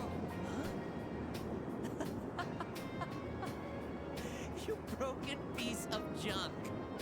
Have you finally lost it for good? I won't be totally alone. I'll be beside myself, laughing at how stupid you are. Huh? It's a micro-memory card. Your father, Shuji Akutsuki, recorded the experiments he did to you on it. Oh, jeez, make him listen to the torture, will ya? Listen to this. From a report on Project Puppet Master. A friend in retail improvement. He traveled, going around stirring off underperforming stores. Oh, the stories he has. I believe it. Okay, I think we're gonna get some emotional shit. Subject name, Sho Minazuki. Soon after beginning his training, his abilities have reached what one would call an astounding level. Oh boy, here we go. The sad music's playing too. All right, buckle up, friends. Muscle strength, agility. Physically, he surpasses normal specimens. Special mention must be made of his abnormally aggressive nature. Hey, Town Yoon. For example, in combat training, Sho will attempt to utterly destroy his opponent until we force him to stop. The depth of his fury is unfathomable, but having no rational or mental breaks based on his rationality makes him an ideal weapon. Psychological analysis suggests that Sho is attempting to gain a connection to others by hurting them. As a result of our teachings, if he continues to grow, he'll be extremely valuable to our research. Luckily, the boy seems to adore me as a father figure. That will be useful. Oh, that bastard. You see? The reason you're hurting everyone is because you want a connection with them. It's because of the experiments he did on you, and because you weren't taught any other way to connect with people. That's incredibly sad. So he needs to join the wrestling league, is what you're telling me. It's being the shit out of people's way to connecting with others, right? Is that all you have to say? Shogun. Yeah, he's right. So what? What do you want me to do? Well, we'll fight and we'll show each other affection. If I really want a connection with the world, and destroying it is the only way I know how, then what's wrong with me trying to destroy everything? Well, you see, Sho, there's a thing called I like things that exist. The same goes for you, you piece of trash. You want a connection with me? You want to bond with me? Then I'll shred you to pieces! And see, putting that on my dating profile, I didn't understand why I got no hits. Shokan draws his two swords with almost spitting with rage. His eyes are clouded with madness and malevolence. His stare itself feels like blades piercing into me. Whenever Shokan got his worked up before, the other person would step in, but it doesn't happen now. As Shokan draws close to the plume of dusk within me, stirs a little. I whisper back to it, feeling the presence inside. Yeah, it's okay. Thanks for leaving this to me. Shoko, if you don't know any other way, then I'll go head-to-head with you your way. And then, I'll make sure you hear me out. In other words, this is what we call foreplay. I'm horrible.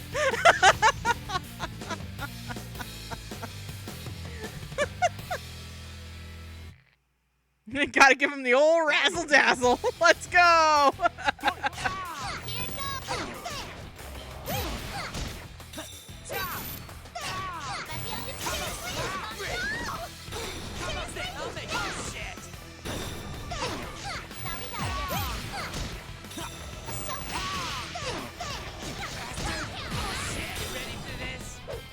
All ready for this?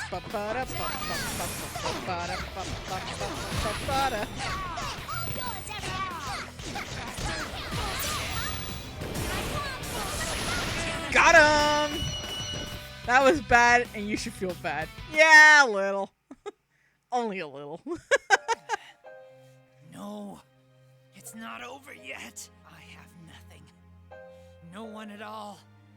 If this shitty world won't give me anything, then I'm gonna see it destroyed, no matter what. The world is giving you a toaster show. Embrace the toaster. Love the toaster.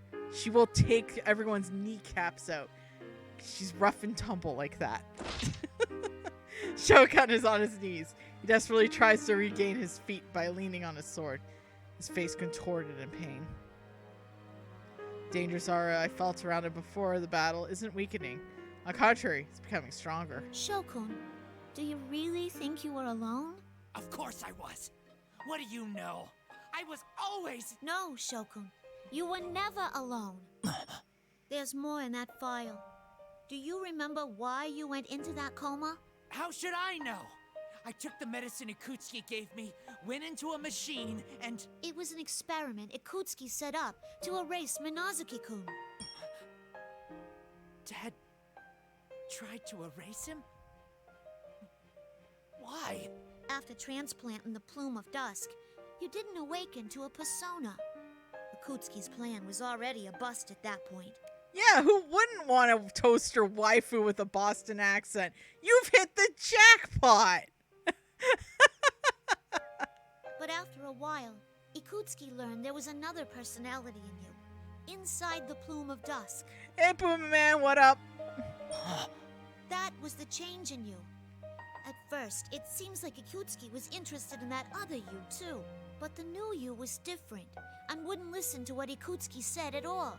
That other you awakened to a persona, destroyed the test facility, and then tried to kill Ikutsuki. Huh? Bullshit! That's not true! Why would he try to kill my dad? You really can't figure it out? Minazuki was trying to protect you. Huh? Shokan could only find a connection with other people by hurting them. As a result, that distanced him from everyone. Feeling that the world had rejected him, Shokan chose to destroy the world instead. But Minazuki-kun had supported Shokan throughout all this. That other self said he would fight for that boy. Minazuki-kun feels the same way Shokan does, but only in a way to do anything through hurting others. But he's doing it to protect Shokan. He was still unstable then and got captured. After that, Ikutsuki tried to erase Minazuki-kun while leaving the persona. Do you get it now, Shokun? It was Minazuki-kun and his... The power of bond that supported you. Power of a bond that supported you. That's bullshit. That's not... Shokan clasps his head in his hands and falls to his knees. My heart hurts. This is Shokun's pain.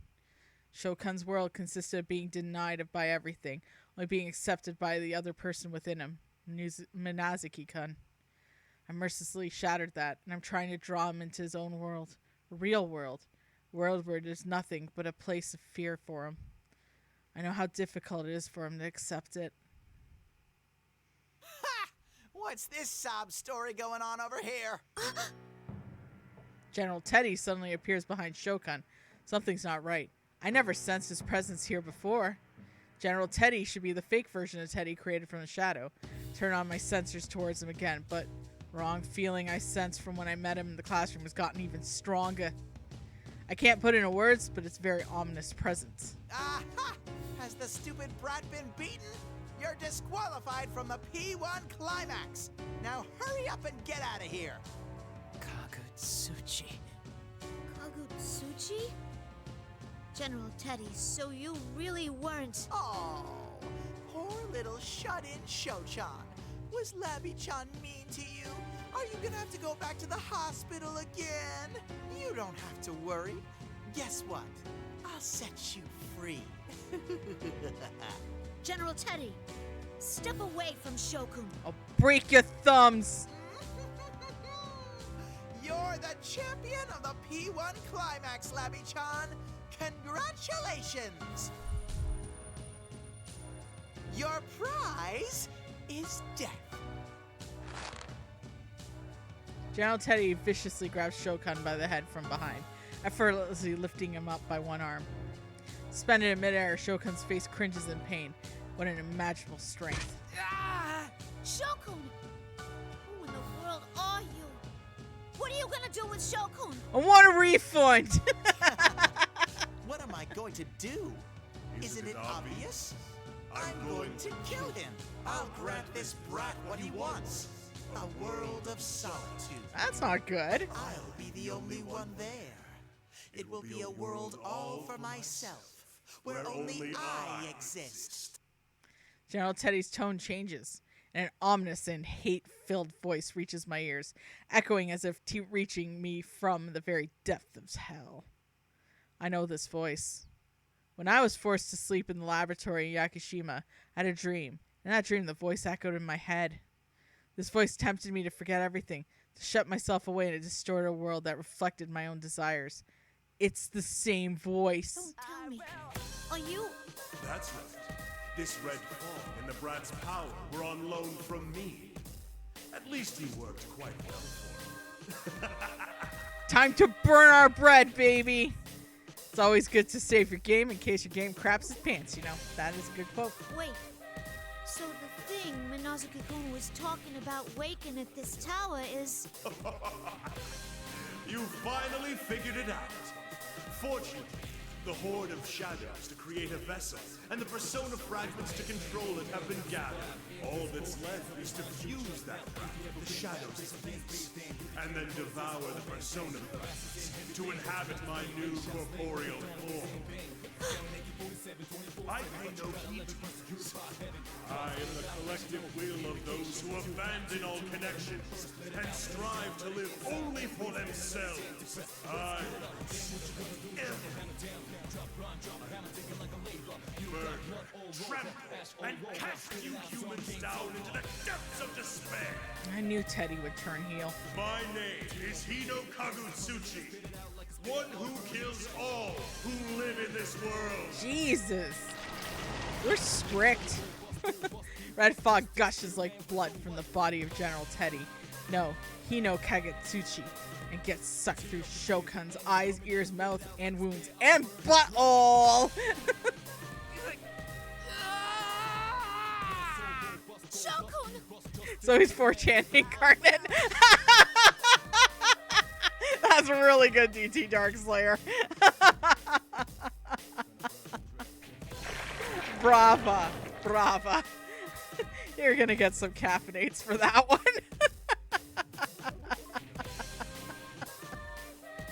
That was good.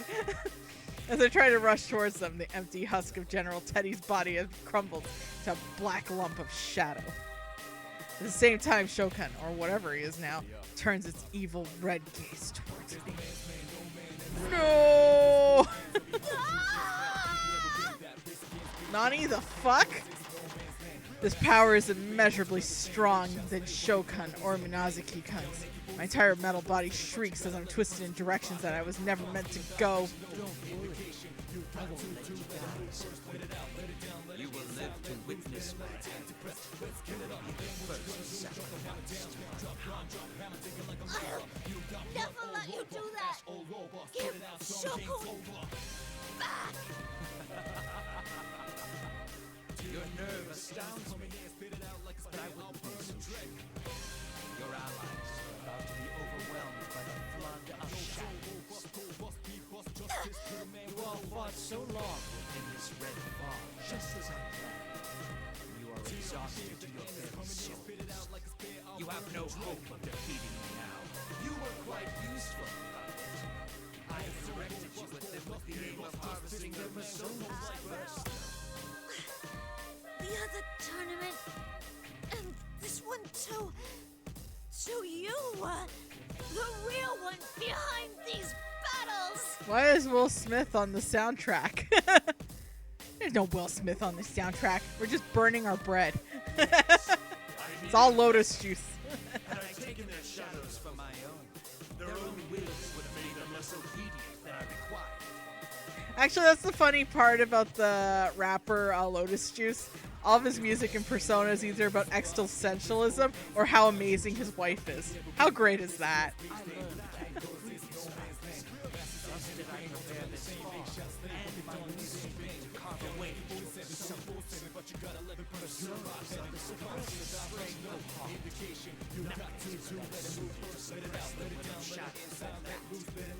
So that's why you made us fight! I glance towards the crystal floating up above. So that's a collection of persona fragments that have been carved away from us like a Christmas toy key. And now even enough of them have been gathered. This power will be bring destruction upon this world. The final piece required to create the vessel of a god! Or for a god, whatever.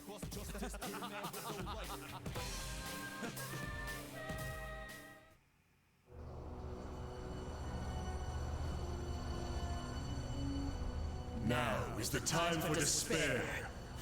This new form that you have given me. Behold it! Behold! The Mega Edgelord! My god. 8chan has emerged from the ashes. Run! Low-pitched laugh echoes across the area and blast heat rages from the enormous body that appears. Ah, shit. It's Searcher. Oh, God. A god that has manifested using shadows as its vessel. Since I was created to be anti-shadow weapon, I look at what could be considered my arch nemesis. This can't be. Being that could incinerate the world. Its power is so tremendous that it could perform such an outrageous deed. Its roar shakes the air in heat like scorching flame. My sensors show that it is fully manifested. Looks like the Iron Giant turned heel. My legs won't move. At this rate, I'll be destroyed by it too. But as I recoil in trepidation, a mysterious voice, unlike those of the normal persona communications, echo through me. Oh. Labras, don't give up! We're all cheering you on! Yeah! Labras, leave this place to us. Once this is all over, we'll have a party and celebration. Yeah, we're gonna get lots of food and steak. I'm positive you can do this, Labras. We'll take care of all these shadows. Don't worry, Labras. You're not alone. I close my eyes and I imagine the faces of everyone I met since my awakening. Everyone has accepted me. Everyone has given me a place to belong. And because of everyone's fighting below me right now, I'm able to stand here. This is all on you, Labras. You promise that you'll come back no matter what. No pressure! We won't lose. Labras, please win this for us. Again, no pressure. We're counting on you, Labras-san. Please protect our world. Again, no pressure. Kick that god's ass! That's the translation. All the friends I've met in Inaba, My companions who trusted me to finish the job before me. The voices give me strength. We'll make sure to hold them back here. You can win this, Labras. Labras, we're entrusting this to you. Our thoughts are with you. Thoughts and Let prayers. us handle things here. You have your own role to carry out. Don't you dare tell us that you're giving up on this now. We'll do our best to give you time. Labby-chan! Your knight is on your side! Okay, you know what? Maybe not Teddy. Get a grip, Labras. We're fighting with you too. Please win this, Labras. Sister, we're all waiting for your return. Let's fight this together. It's okay. They might not be right next to me, but I can still sense them. I won't lose. Everyone is on my side. I'm not alone! Yeah! Toaster against God, let's fucking go!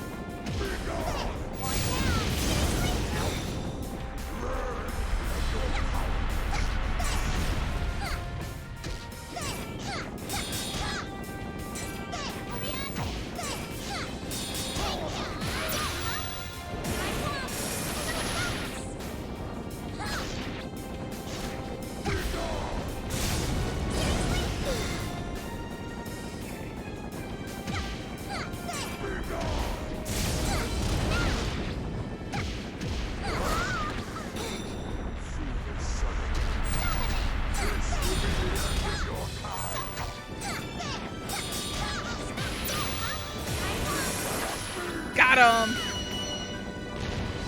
Fuck you, God. Impossible. The will of a puppet like you. A single will was able to surpass mine. You never underestimate the toasters. Ever. You can't hear the voices of everybody who's supporting me. You'll never win against us, Hino Kagutsuchi! Silence, pest. I will not lose. I am stronger than anything. Oh, he's jiggling. Oh, he's jiggling.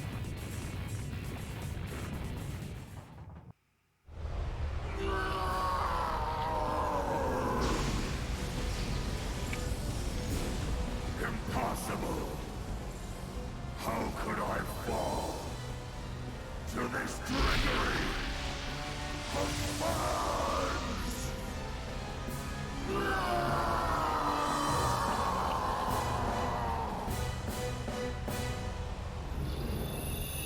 Yay! Everything back to normal-ish.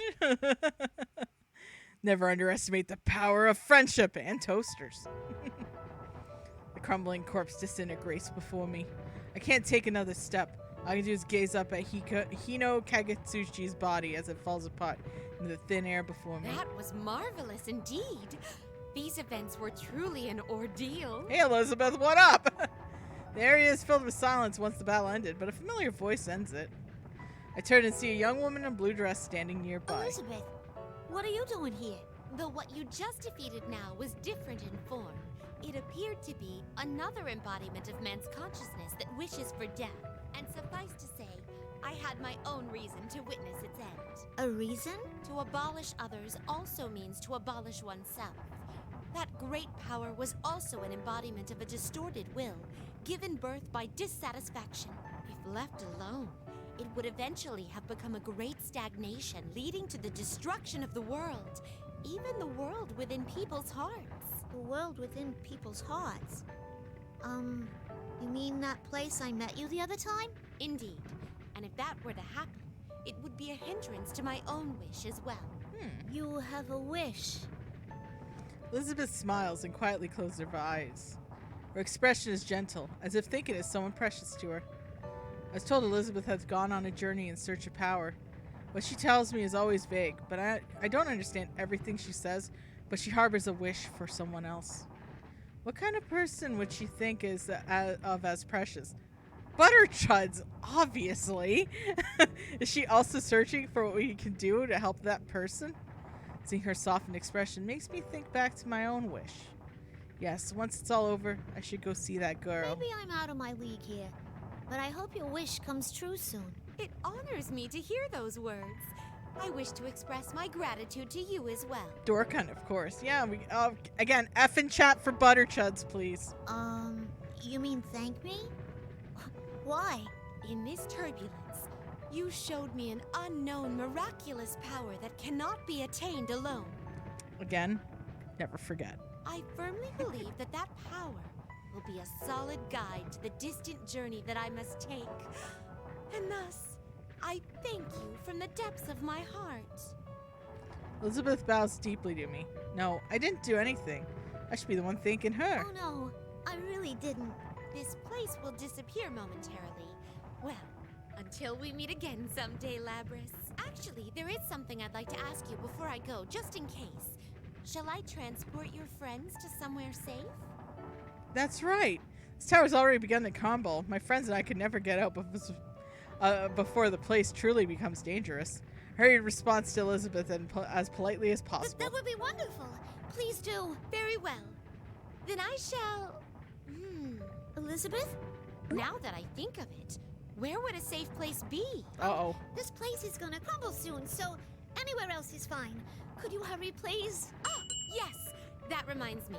There is one place where there would be no trouble if I were to send such a bizarre group of people there. I will now transport your companions.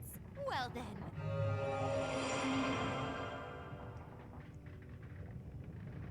My vision grows hazy as she speaks. That's when I remember something. What about Shokan and Adachi-san? If they're not transported too, they'll be killed when the tower collapses. Hold on, Elizabeth! Whether or not she understood my thoughts, Elizabeth smiles at me before everything is blanketed in bright light. Oh, she's even thinking about the king incel himself. Good for her. Boop. I think we're gonna get all the endings. Yep. Oh my god, look at that. Oh my god.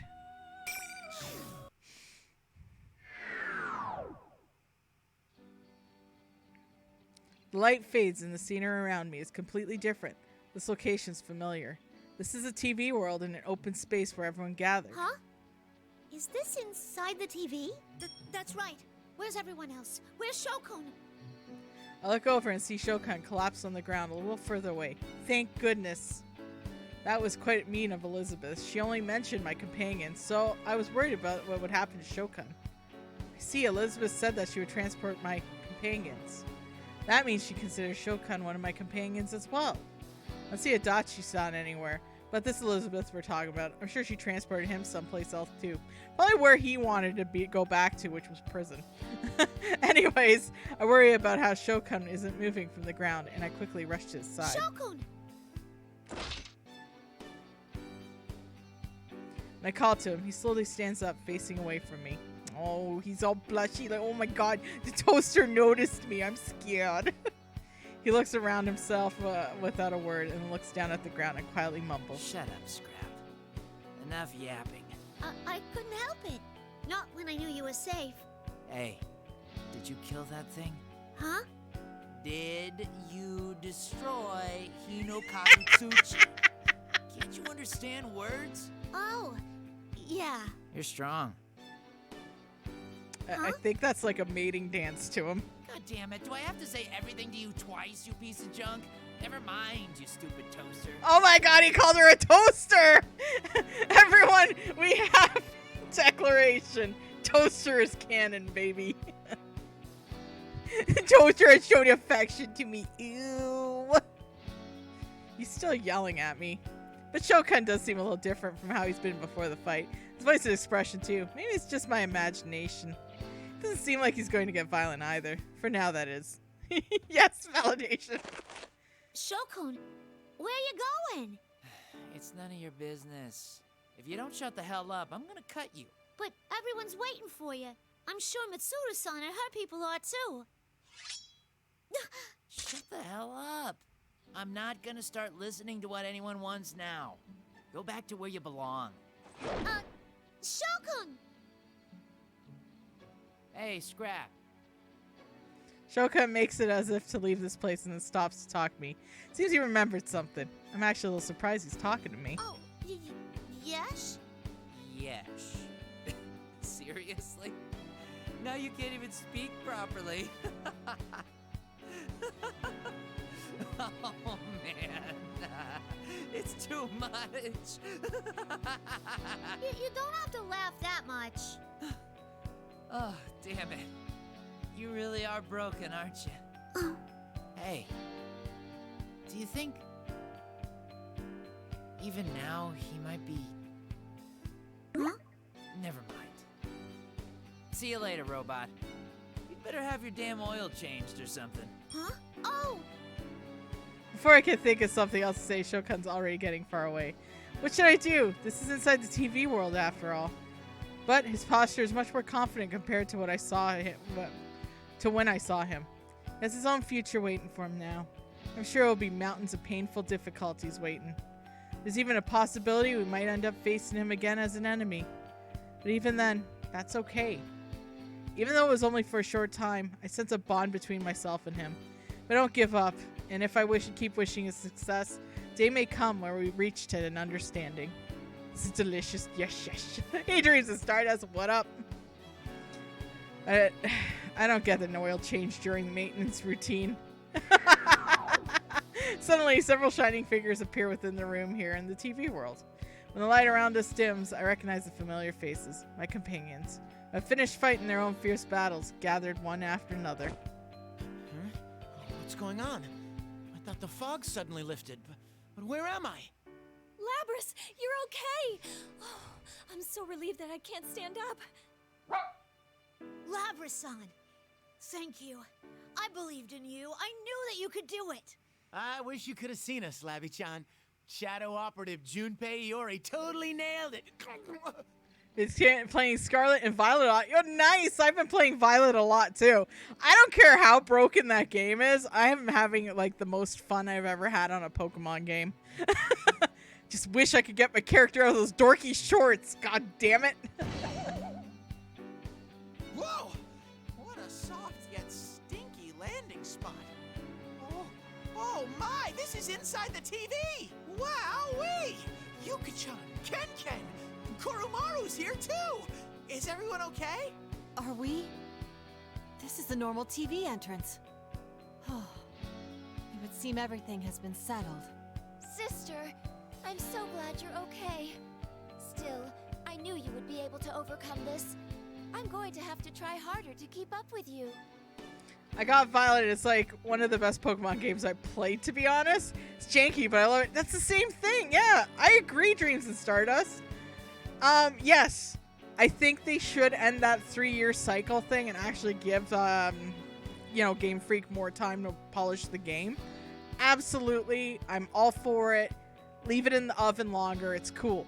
However, saying that this is the worst, Pokemon game is a little bit of a stretch because this one's actually fun as fuck. And I'm glad they ripped off the bandage that every Pokemon has to be in the game. No, it doesn't. You definitely showed us your resolve back there, Labrys. In fact, the way I'm playing the game is brand new Pokemon only on my team. You did splendidly. We would have been in danger had you not been with us. You haven't been with the Shadow Operatives for very long, but you've already become our ace in the home. I'll continue counting on you, Labrys. I also like to say if I decide to play Pokemon Violet on here, I'd obviously be using my Japanese account so I can start a new game. But I'm also going to do something like all cat run. I just use cats only because I can make a team of cats, so it's possible. Labrys, I sensed everything. It was really amazing. Labrys, I was so impressed that you beat such an immense enemy all by yourself. No, it was thanks to all of you. I only beat him down because you were with me. Thanks, guys. Yeah, that school uniform restriction is very suffocating. I put on fingerless gloves, so I feel a little bit more like, okay, I'm a little bit of a badass. Because, like, in my Sun Moon game, my character looks freaking great. Or Sword Shield, sorry. With Sun Moon, my character looks great, too. I'm dressed as a Team Skull member in Sun Moon. Another group of shining figures appear. This time, it's Yukon's group, appearing along with Fukasan. It seems they were fighting the shadows, closing in on the tower when they, too, were suddenly enveloped in the light and taken to this place. Now that was suspenseful. You did an amazing job. We're definitely throwing a celebration party. That sounds wonderful. We have quite the group here together, after all. Labras, thank you for all your hard work. Are you okay, Labras? Are you hurt anywhere? I mean, you were really amazing! Chie, don't go on Yukiko's girl, okay? Thanks, Labras. The town should return to normal now. It's all thanks to you. Yukun. And not come here, everyone in Inaba would continue leading peaceful lives. Eternally, I was afraid to learn that he truly thought of me. But that was when Ken-kun told me I should go in to him myself, find out how he feels. He was right. Just seeing the kindness in Yukun's eyes right now makes me feel like there's no need to hear what he thinks about me in the words. The relief of this painful battle coming in mixes with joy of discovering new and true friends. My happiness proves to be contagious, as before long we're all talking animately with one another. After some time, Mitsuru-san approaches me. Her expression seems rather meek. She speaks to me, seems apologetic. Labras, I'm sorry, but I need to hear your report. Where is Minazuki? Were you able to speak with him? Oh, yes, but only for a little while. But before you all came here, he... Oh, I began my report. Akihiko-san nudges me on the shoulder with his elbow. Huh? As I stand in bewilderment, Mitsuru-san clears her throat. Well, you know, Labras, the Shadow Operatives are a formal organization. I am obligated to report about this case to the higher-ups. Right. That's why I was saying, before you all came here, Shokun... Hey, Akihiko-san nudges me in the shoulder even harder this time. Huh? What's going on? Did I see something weird? You're even more naive than I am. You really are like a child when it comes to these things. Hey, give her a break. She just awakened a few days ago. There are just some things you don't want to be honest about at times like this. That's why you just gotta dodge the question. And ow! Junpei, Hit him more. stop teaching Labras stuff like that. We don't want her becoming more like you. Ow! What was that for? You're scarier than the shadows. I didn't ask properly. Shadow Operative Labras, do you know where Minazuki went? I'm sorry, I don't know where he went. Oh. Phew. The moment I answer them, they all sound relieved. For some reason, even Akihiko-san and Mitsuru-san are smiling in a satisfied manner. Could it be they actually want me to say that I didn't know where he went? I see. Normally, we'd have to send someone to track him down. But if you don't know, then there's nothing to be done about it. I will report this case to our authorities, and the Shadow Operatives will take responsibility for it. All of us. Mitsuru-san!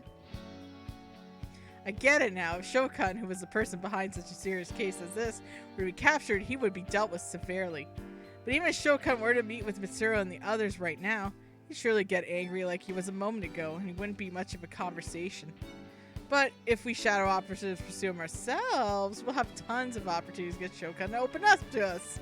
Mitsuru-san, everyone, thank you. Hey, what are you guys doing? We're gonna leave you behind if you don't hurry up. The others are a bit further away. Call out to us. It seems the time for us to part is drawing close once again. But since we are connected by bonds, we'll be able to see each other anytime we want.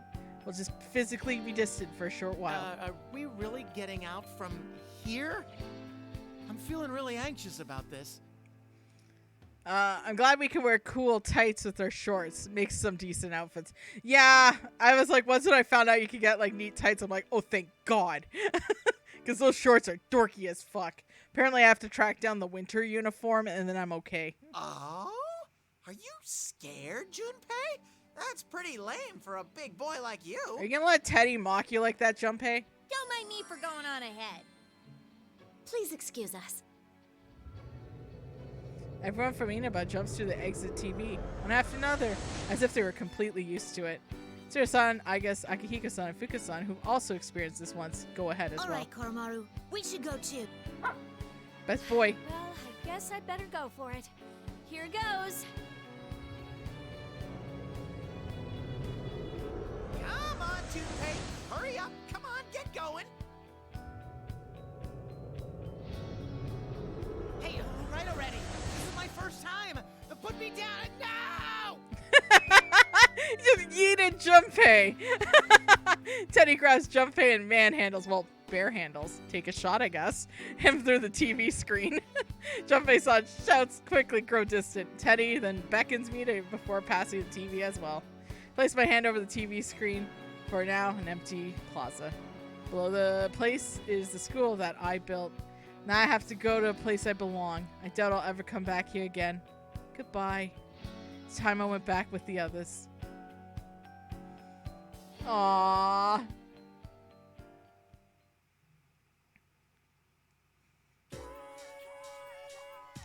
May 6th, early morning.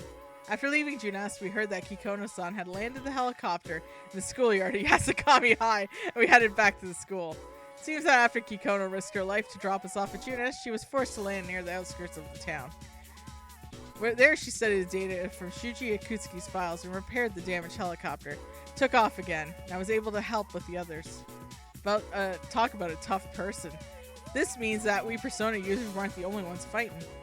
The other reason why we returned to Yasagami High was because we needed to check on the crime scene as members of the Shadow Operatives. We go up to the rooftop, look down at the school, and there it regained its original form. School. The memories places like this bring back. It's already been 3 years. I know, right? Time goes by fast when you're living a fulfilling life. So you have a fulfilling life too, Junpei-san? Can you teach me how to play baseball? Oh, now you're talking. Our team trains really damn hard. I won't go easy on you. Got it? That's what I was hoping for. I like sports after all. Best dog!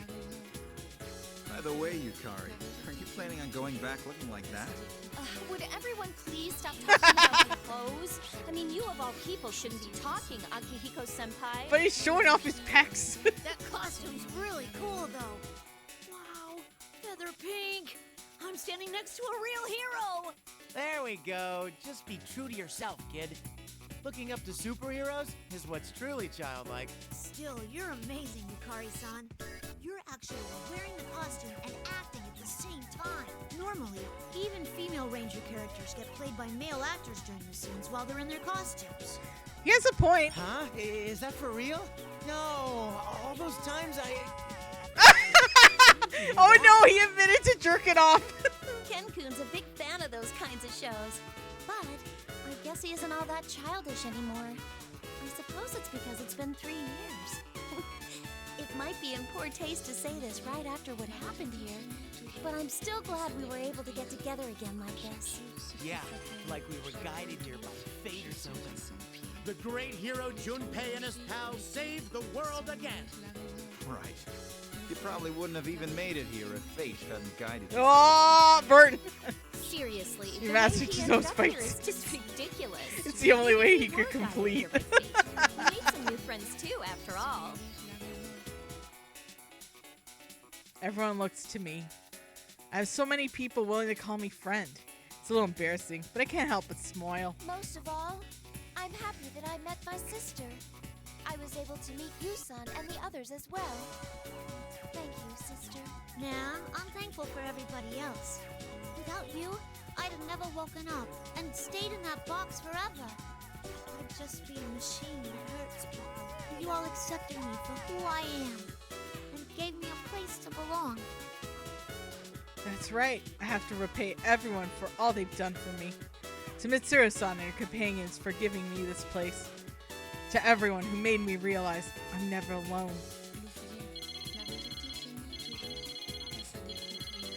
It's me. Milady, the preparations have been made. But are you sure about this? Yes, I'll be right there. Huh? Where you going, Mitsuru-san? Hey! Mitsuru-senpai, don't tell me you're going back before us.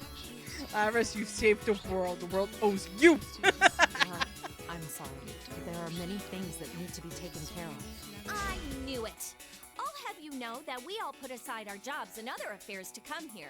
You're gonna spend some time with us, like it or not. And then Yukari proceeds to put Mitsuru in a headlock. Let us love you! I do feel bad about causing you all trouble, but I guess, can't you persuade Yukari? No, I refuse that order. This is a situation with consequences that affect our team's morale. Give it up, Mitsuru. Don't worry about figuring everything out right now. I'll make sure things with those public safety jerks get settled. Oh, Akihiko's gonna break some guys legs. hassling you. Let me come with you. I'll tell him everything about how Mitsuru-san did her best to help. Oh, she's gonna break some thumbs. Nice. Please, don't. Things will only get more complicated if you two get involved. Very well. I suppose I can forget about my duties for one day and enjoy some time. He's gonna snap some knees. That's what I'm talking about. You look so happy, Yukari-chan. It's been a while since I've seen you smile so much. Huh? You think so? Do I really not smile normally? Well, you always seem so angry, Yuki-tan. That's because of you, Junpei. That's because you're always making me angry. She has a point. Hey, time out, Yuki-tan. You could really hurt me with that thing. Our laughter echoes at the rooftop. Junpei's pain heals us all. Where the bright morning sunrise shines down upon us. As lively conversation continues, I quietly place my hand on my chest. What's here right now connects me to that place. It connects me to everyone. May this warmth I feel spread to everyone else. And to him as well. Aww. I really, really want a show in Lapras freaking like hangout game. I really want one of those where the robot has to teach the human how to love. It's great. Are you sure? No. Cancel. I was hitting the wrong button. Go figure. A few days after the case ends, I was feeling kind of like an empty husk. I mean, it's been a while since I've been through anything like that. It wasn't just because it felt nostalgic, but well, I remembered a lot of different things, like how I didn't understand a lot of stuff back then. Your pitching sucks. Stop throwing like that. My pitching doesn't suck. Your catching sucks. You suck. Don't think you're all cool just because you got a good hit the other day. What did you say? I'm watching the kids practice. I'm not particularly paying much attention. Just when I think things are getting peaceful, squabble starts up. Well, it's coach's job to settle things like this. Hey, break it up. What's going on here? Stay out of this, Junpei. Coach Junpei, right? So, what's up? He blames me because he can't catch. It's because you got no control. Everybody knows it. The other kids all stop practicing and gather around the argument. These kids have way too much energy and get in fights frequently, so I need to mediate this conflict in a mature, dignified way to be made a good example. Children pick up on that kind of stuff, you know? Hey, listen up. The most important thing in baseball is teamwork. And also now we're going to start child fight clubs, so let's start getting the ring and you two start fist fighting. Let's go. No matter how good you might be alone, you'll never win a game by yourself. You can't play baseball if you're the only one on the field, right? Of course not. Right, well, that's just common sense. But if you keep putting the blame on other people, you're going to end up all alone eventually. If you think the pitcher has no control, then you got to try to work hard to catch anything, no matter what he throws your way. And if you think the catcher blows meaty chunks, try throwing balls that even the worst catcher can grab. If you both practice together like that, then everyone gets better and the entire team gets stronger. Isn't that right? Yeah, that was awesome. Go me! I wonder if the guys will ever look back on the days and think that they never understood what was going on. But they will, just like me. I gave them a good talking to, and since this was a great place to end for today, called everyone's practice over. As everyone said goodbye, goes their separate ways. One of the kids doesn't leave. Is that Goro? He looks a lot more humble than usual. Noticing slight changes in your players is one of the things that make a great coach. Hey, aren't you going home? Junpei, do you have a girlfriend? What? What's he asking me that for all of a sudden? Sheesh, kids these days. Yeah, I didn't think so. Hey, what's with the attitude? That's really rude, you know. There's a girl I like, but she's gonna move away. I didn't know and we got in a fight. Fight? I thought we'd make up like we always do. Even when we get in fights, things always go back to normal in a few days. But when I heard she was transferring to another school, I got worried about what would happen if I couldn't make up with her. Well, the answer here is obvious. You have to nut up and apologize to her. It doesn't matter if it's your fault or not. That'll fix everything. That's so lame. I can't do that. Lame, not lame. Is that your problem here? This isn't the time to care about looking cool. Not when it involves something you care about. If you and her end up going separate ways without telling her how you really feel, you're gonna regret it for a long, long time. But what if we get in another fight? Goro drops his eyes again. Well, that's this kid's bad habit. Acts all tough, but when things matter most, his timid side comes out. Aren't you the team's cleanup hitter? Gotta strengthen your resolve. I guess I'd better do the coach thing and encourage him.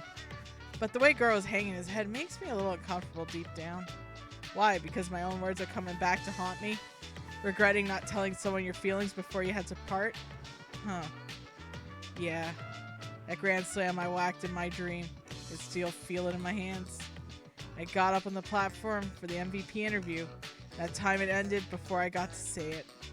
But this time, I still haven't answered his question. Goro appears in my face. Well, I guess I need to strengthen my own resolve. Look at the empty outfield and picture myself in the dream. You get a hit, you'll be a hero. Are you gonna try for a grand slam? Goro seemed dazed for a second at my sudden enthusiasm. But his clouded face quickly breaks out a bright smile, and his old tough self again. Grand slam.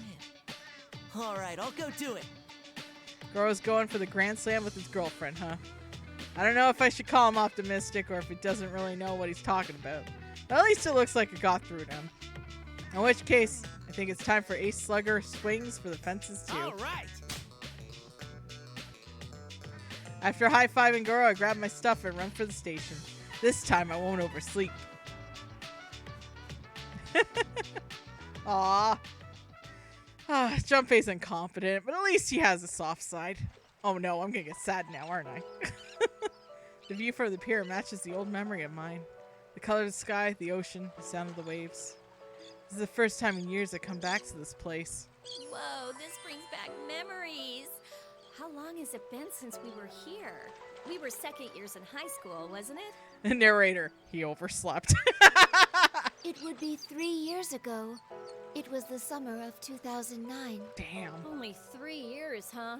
It feels more like 10. A lot has happened since then. I see. Now that I think about it, you haven't returned to Yakushima since then either. We leave the beach and follow the woodland path. The virgin forest is filled with lush greenery. The air is cool and clean. We're headed to the remains of the ergonomics research lab. 2009, my grandma gave me my PS2 for Christmas. Nice. I know I played this game around 2012. Yes, if possible, that is. I don't believe there's anything left there aside from warehouses, though. Yes, I understand that. I guess I have no intention of preventing you from going there. But may I ask why? I have wanted to go back for a while now. That was when my sister's case began, so I thought that now would be a good opportunity. I wanted to see for myself what led to my birth. Is it just me? I know Aigis doesn't age, but she looks like she's matured a bit physically. I mean, I think after all the stuff that happened in FES, I think kind of matured her soul a bit. So she has that, like, you know, feeling to that. I think it's a good idea. Also, the artist really improved from Persona 3. Yukari-san. Isn't it normal to want to know about things like that? We're talking about your roots here. I see. Actually, I was just thinking about taking a vacation too. That battle from the other day was a lot more grueling than I imagined it would be. As Yukari-san says, it truly is a fierce battle. Because I was severely damaged, my maintenance had to go on for a good deal longer than usual. I spent a long time in my repair bay. That's why I've been longing to feel the light of the sun. I'm unsure if Yukari-san knows that I feel this way, but she smiles. Hey, Aigis, why don't we go together? And it'd be nice if we could stay at your summer house, like Aww. we went to before. Mitsuru-senpai. Though Mitsuru-san smiles knowingly, she readily agrees to our request. The last time we lived together was back when we were roommates during our 3rd year of high school. You're right. That brings back memories. I told you to stop being so overly polite because it made you stick out in class. And yet, you never did. Aw, this is also showing that Yukari and Aigis became really good friends after the FES stuff. After passing through the forest, we reached a desolate area with debris scattered about. Could this have been the outer wall that surrounded the research site? The entire thing has collapsed and has been overtaken by wild plant growth. So this is the place. I correlate what I see with the data about the site and confirms this place is where a combat testing ground had been. We pass through where the gates were and proceed further inside. We walk through the facility for a while, and then the old white dog runs up to us and barks. I feel as if the dog isn't barking at us to warn or frighten us away. It's welcoming, maybe even greeting us. A dog? A dog? I try to match the dog's data regarding Yakushima, cross-referencing appearance, attempting to match vocal recording. Snowy? Oh, Snowy! Snowy's alive, everyone! Snowy's not dead! Huh? Do you know this dog? Dog? No, not as such. I quickly find a record of this dog. There's no doubt this dog is Snowy. Same animal that my sister made friends with. He's still okay after all these years. He appears to be the dog my sister became attached to in the past. It seems he can tell that I'm like her. Huh? Snowy wags his tail and comes over happily nuzzling me. He appears to be welcoming me, though we never actually met before. I can't communicate clearly with him, the way I can with Koromaru-san. Still, his actions are easy enough to understand. I crouch down and gently pat him. It would appear that this place, and what happened here, are part of my own roots after all. What do you mean? In the past, I thought that my ability to communicate with animals was just something that I could do. Aw, the doggo lives! It didn't seem like the people at the lab had deciphered dog language, and even then, I doubted that such an ability was necessary for a weapon. I had thought it mysterious that I was capable of doing so, but it seems that my sister can do the same thing. Huh. So are you saying that you inherited that function from Labrys? It's not really a function, per se. Aww. I stop petting Snowy and stand up before taking a sweeping look around the area. Piles of debris, both large and small, are scattered about. The early summer sun shines down upon us. It's probably something that was slowly nurtured among the 5th generation units that were housed here. Behavioral traits, like having interest in things besides missions, get passed on. And then, interest in animals. And then, the ability to communicate. Aww. I see. After a long line of inherited system feedback, my sister gained that ability, and I, in turn, gained it from her. The reason I have a special rapport with dogs, out of all animals, is most likely because of that process. Wow, that's pretty deep. If it goes that far, then you're right. It's not just some function that you were intended to have. It's more like a wish. Aww. Yes. I crouch down once more and pet Snowy again. After that, I begin clearing away the mossy rubble that had been left unattained for so long. Snowy happily runs around the area that has been cleared of the rubble. Still, for the ones before Labrys who had hearts or wishes, it might be a bit sad that this place is left like this. Just as Yukari says, the carelessly scattered rubble under this clear, beautiful sky only emphasizes the loneliness of this place. Snowy barks once and runs through the small hole in passage blocked by debris, then barks again, as if motioning us to follow him. We see a shimmering yellow-green light shining through the hole that had been passed through. What's that? I move aside more debris and make the hole large enough for a person to pass through. What we find on the other side is...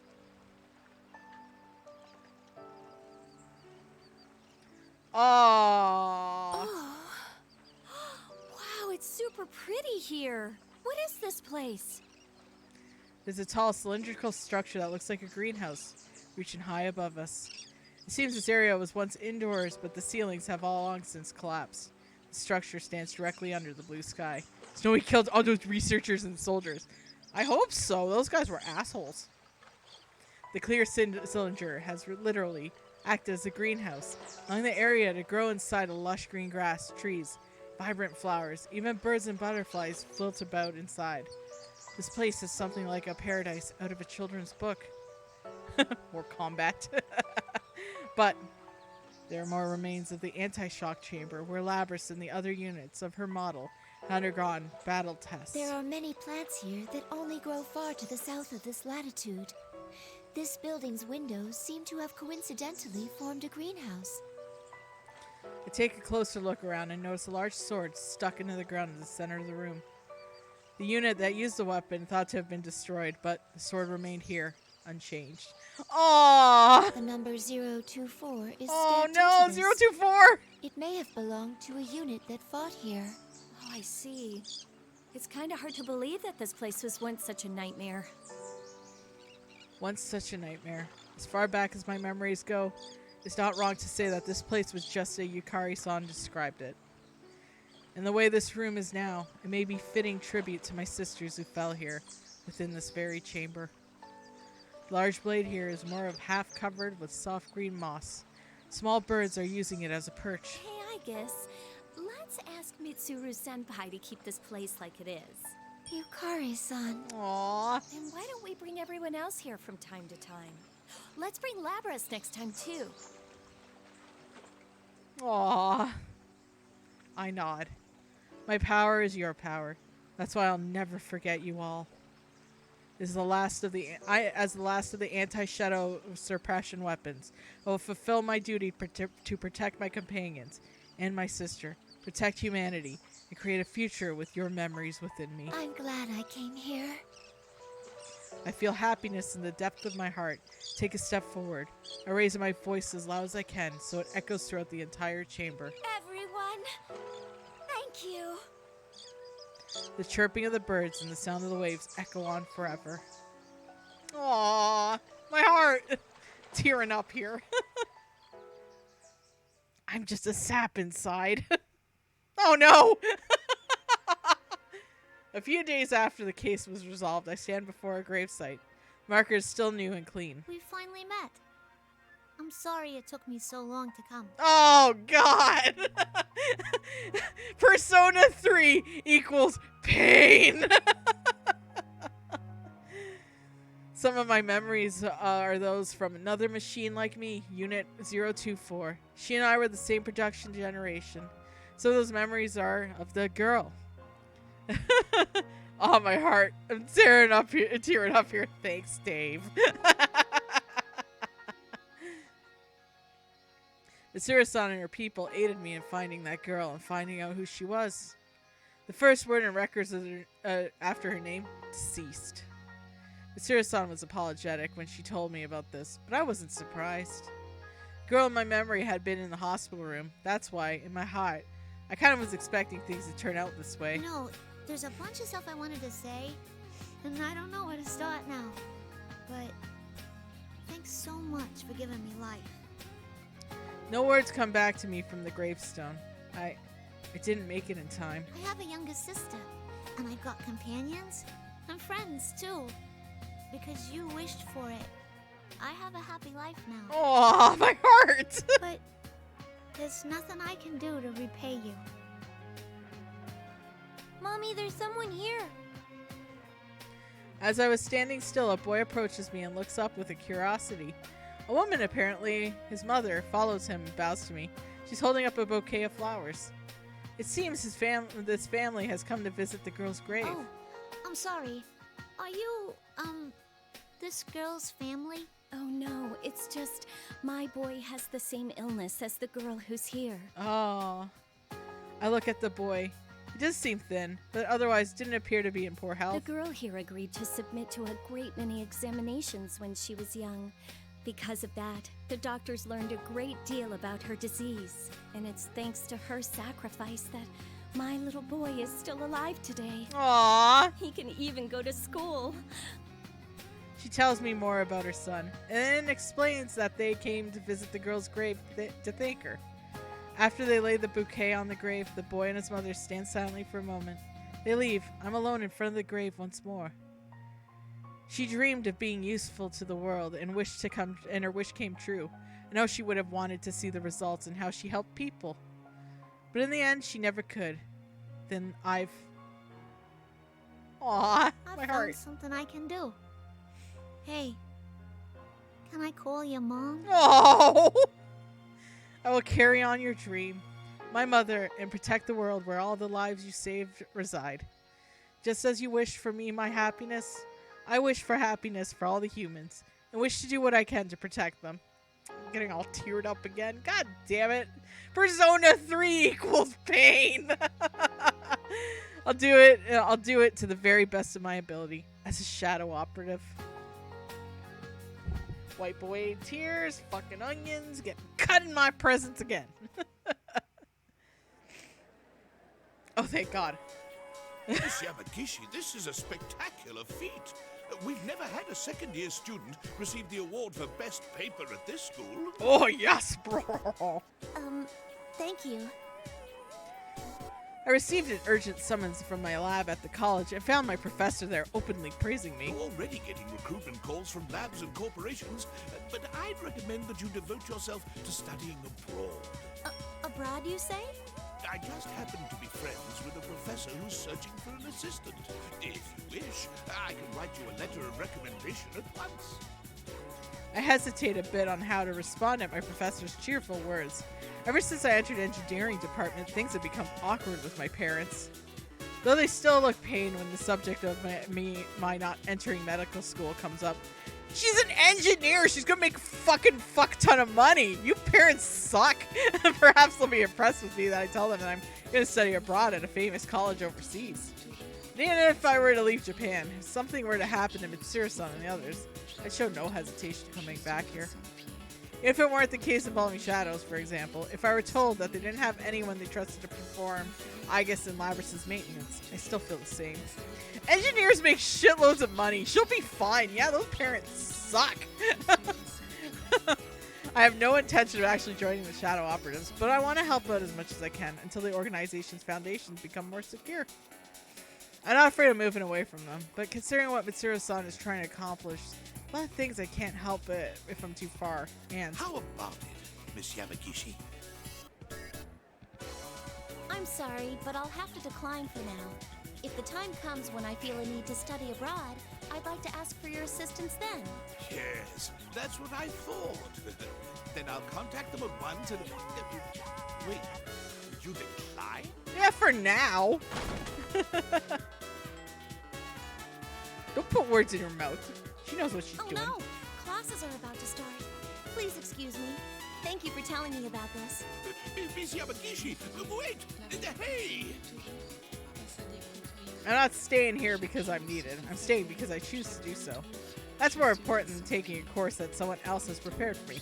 Ooh! Good point. I can study wherever I want, after all. I joined the flow of the students, moving from class to class, hurried to my next class. Yeah, girl's doing it for herself. Plus, it gives me a chance to decompress from the sadness we just witnessed. It was happy sadness, though. Early summer weather. Gekugan schoolyard is refreshing after school. We're absorbed in chasing a ball, like always. Not gonna happen. Whoa! One of the players I'm guarding against goes flying, and the game stops.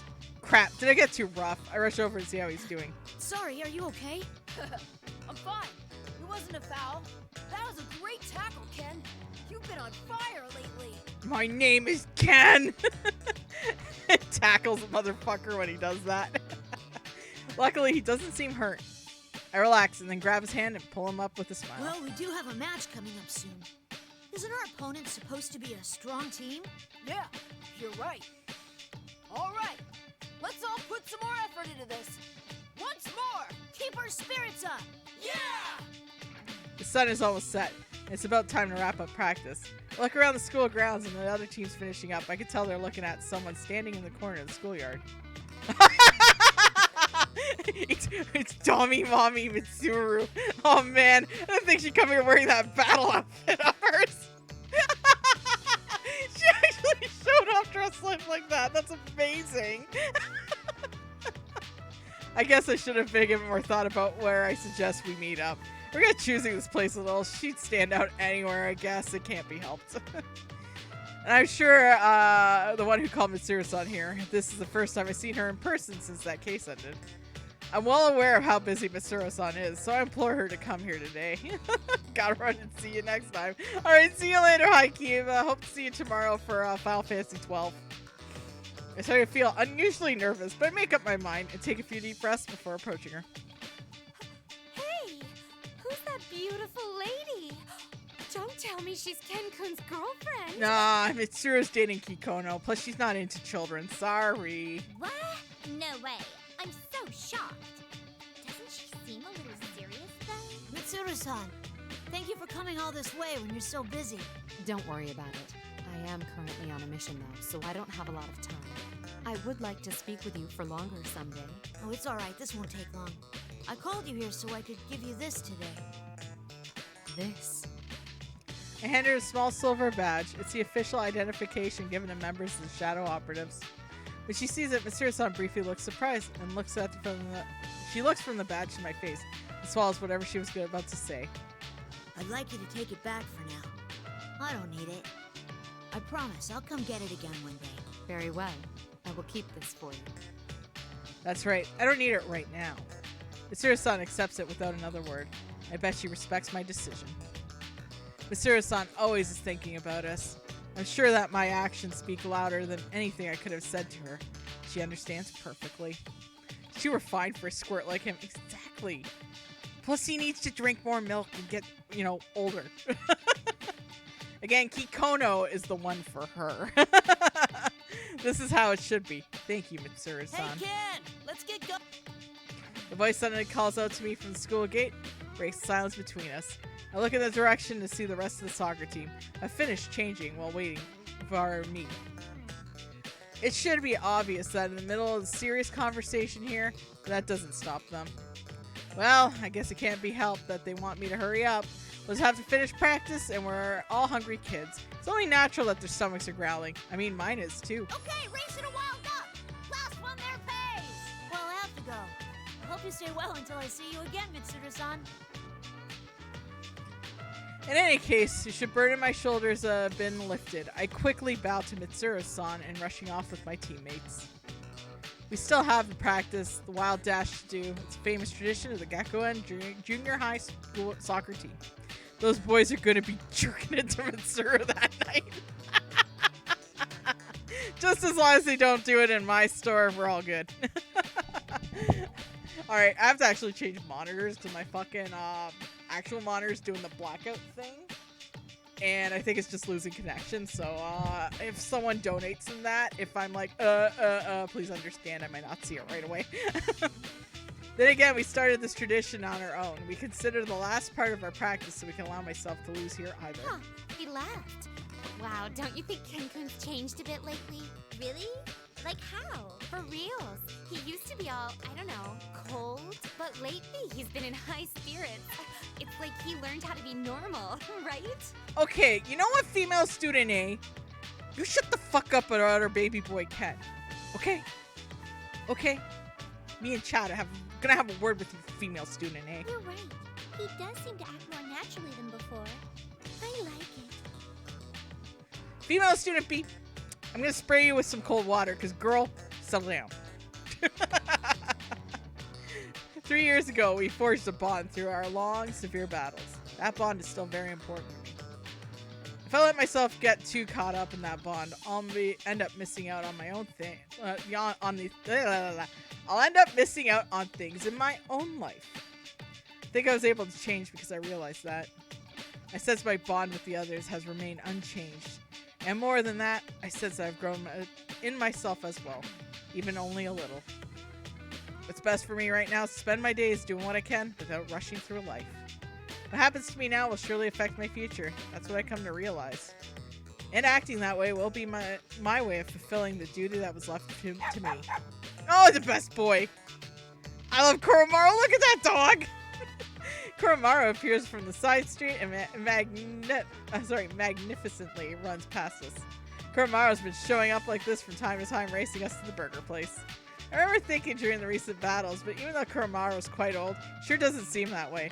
But he's determined to not let us kids beat him either. Well, if he's challenging me, I can't let him win without a fight. I pick up the pace and chase after the white furry shape ahead of me.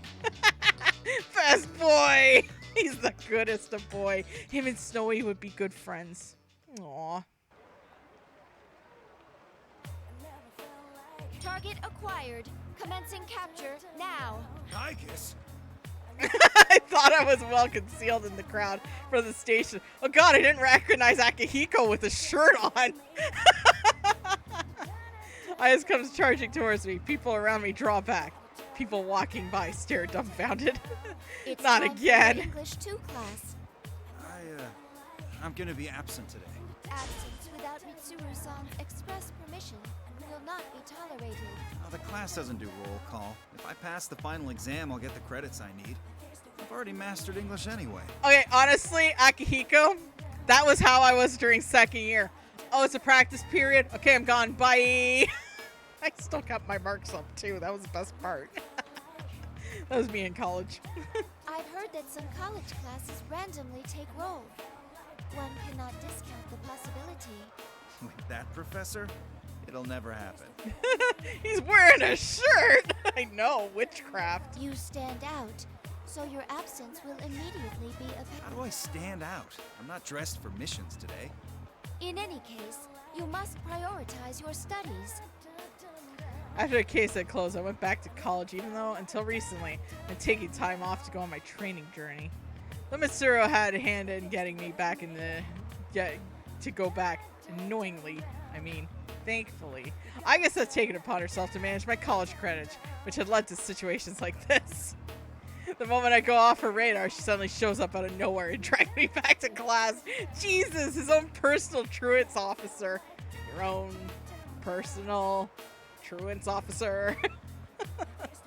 Reach out and get grades. My attendance, classwork, study groups, assignments, submissions, exams, just total control over my every move. I don't even have time to train anymore. Stop being so persistent, Aegis. I told you I have plans today. You are the same as always, aren't you? You both stand out a lot. Kurosawa-san. Kurosawa-san appears out of the crowd with a resigned expression. Yes, I was here to meet with him today. He's currently a detective in the Metropolitan Police Department and is a trustworthy man who has been helping us in secret.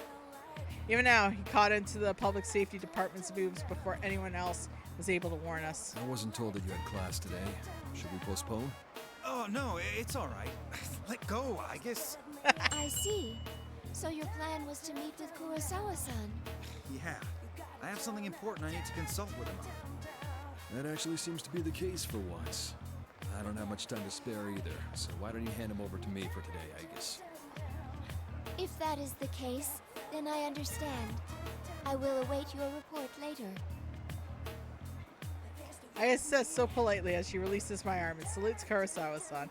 With that, she disappears back into the crowd. I swear, she's been a pest lately on purpose. Enjoy seeing my reactions. In other words, the part of her heart that opened up is the little shit part. Oh well, I guess that means she's getting even more human-like. So, what did you want my help with? Well, this might be a bit late to ask, but I want to have enough power in the police to protect the others from the outside. So that's what this is about. Dealing with people from that side of the business is more trouble than fighting shadows sometimes, you know. Oh, I know. That's why I need power besides what I can do with my fists. Kurosawa-san smirks in response. I like the look on your face. That reminds me, you're old enough to drink now, aren't you? Well, yes. What's this?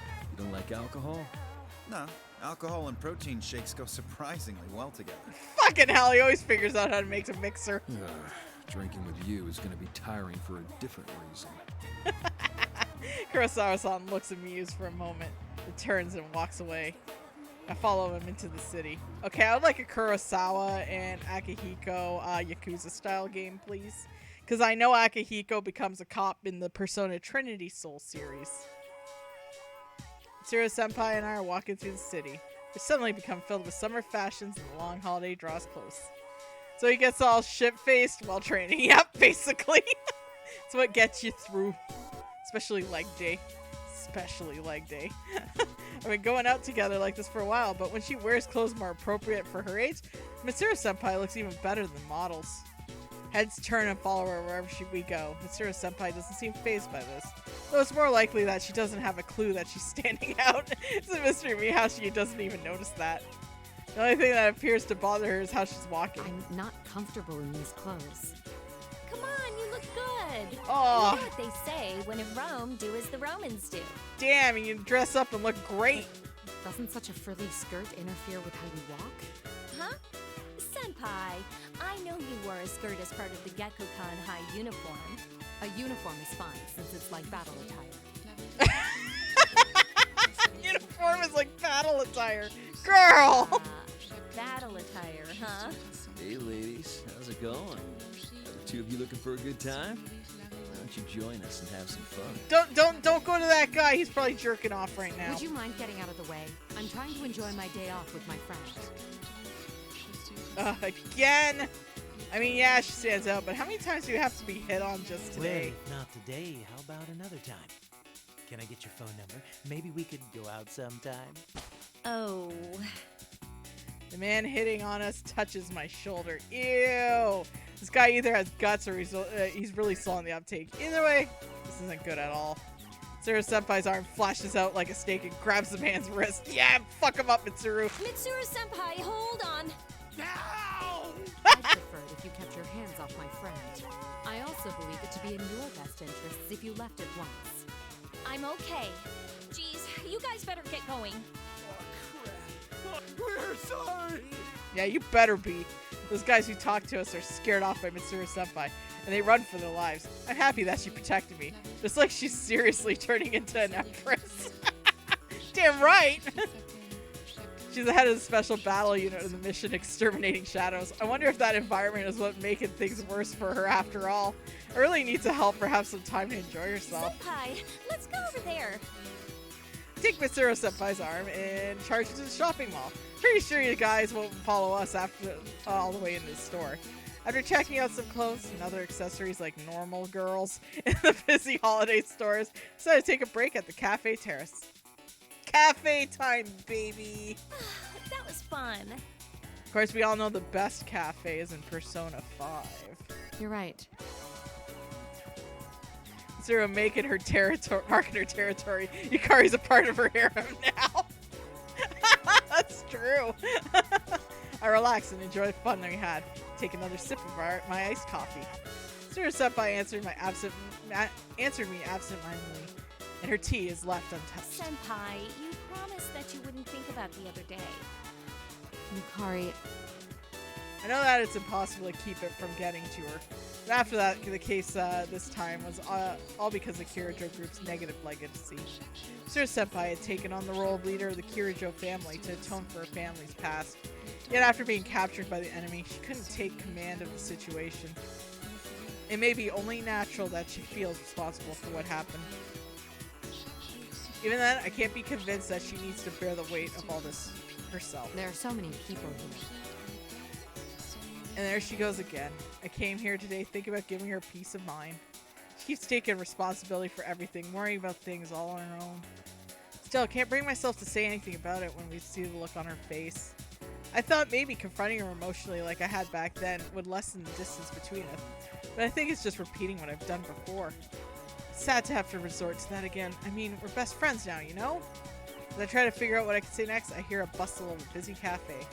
See? It's Feather Pink! Wow, you're right. It's Reiko Kujakuen. Hey, Feather Pink. Where are Red and the others? Huh? Suddenly, a boy points at me. Everyone turns around at his shout, and the child walking past makes a wide circle around us. No, you're mistaken. You've got the wrong person. Oh no! I hurriedly wave my hands in an attempt to disperse the crowd. Having a roll of shows my face can be really You're inconvenient. quite popular, Yukari. How does it feel to be a hero? Huh? Well, I guess it's worth it since these kids are really into it. Death must not be needlessly feared, but it must not be needlessly desired as well. Face it and fight, Featherman. Or so the line goes. Ah, nerd! Senpai, why do you know that? That's the opening line for the intro of Featherman Victory. That catchphrase comes up in every episode of the I show. may be busy, but I still have time to watch a little television. Aww! What? But why would you watch Featherman of all things? Why wouldn't I? My best friend is one of the stars. Aw, that's sweet! I had never seen such a program before. But it's true. I did sense something from it. I feel that you were trying to help people, especially children, teaching them to avoid bringing harm into their lives. That's... Well, I guess that's how it is. Mitsuru watches Featherman. She's such a nerd. She's a rich nerd. Thankfully, she's not a stupid rich nerd. The protagonists of hero shows don't just punish evil. They protect those who are precious to them and give everyone hope to live. I'm sure that these shows teach a lot of things to children too. The same goes for Akihiko and Yamagishi, Aiga, Samada, and Miori as well. Every one of us is proceeding down their own path, in their own way. That's how I can concentrate on my own needs. Hi, Dio. The trust we form will not easily be swayed. Isn't that right? I can't help but sigh. I feel like I've been beaten instead. My best friend believes in me and is watching over me. Well, I should do the same for her. Even though I get the feeling that I got sweet talked somehow. Yukari, what's the matter? I guess I've been defeated today. Well, that's fine. Let's go to the next place. With her wealth, she could make that show a reality. Next place? You want to continue shopping? Well, I don't have any idea when you'll be able to make time for me again, you know. What if I promise to contact you every once in a while? Would that do? It's a deal. But while we're here... Aww! Girlfriends doing girlfriend things. Nice. I tug on Mitsuru-senpai and we resume our shopping. Not sure why, but I feel as if whatever had been bothering me had disappeared. Aww. Yay! Friendship. I think we just have Mitsuru left. Even before we could complete the follow-up investigation of the case that Minazuki caused, I summoned by public safety to the government office building. Friendship.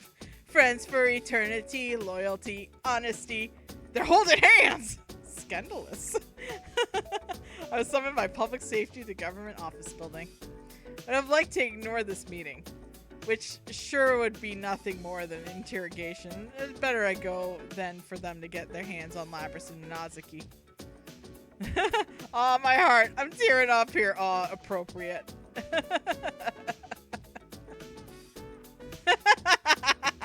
Thank you, Dave. Also, I want to make sure that there's no trouble comes to Yukari or Amada's daily lives. We recognize your achievement in recovering Labras. Wasn't it your own blunder that led to you, the leader of your organization, being captured? There are also reports that you involved underage civilians in this matter as well.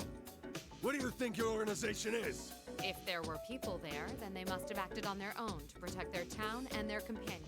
Also, with regard to the members of the auxiliary staff, the emergency suppression unit, they became concerned for me after my disappearance and came after me as individuals. That is all.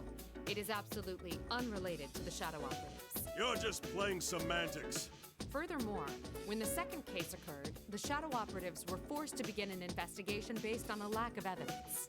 Since you were the ones who ordered the investigation, I believe you would know whether or not they were able to go on duty or not. Oh.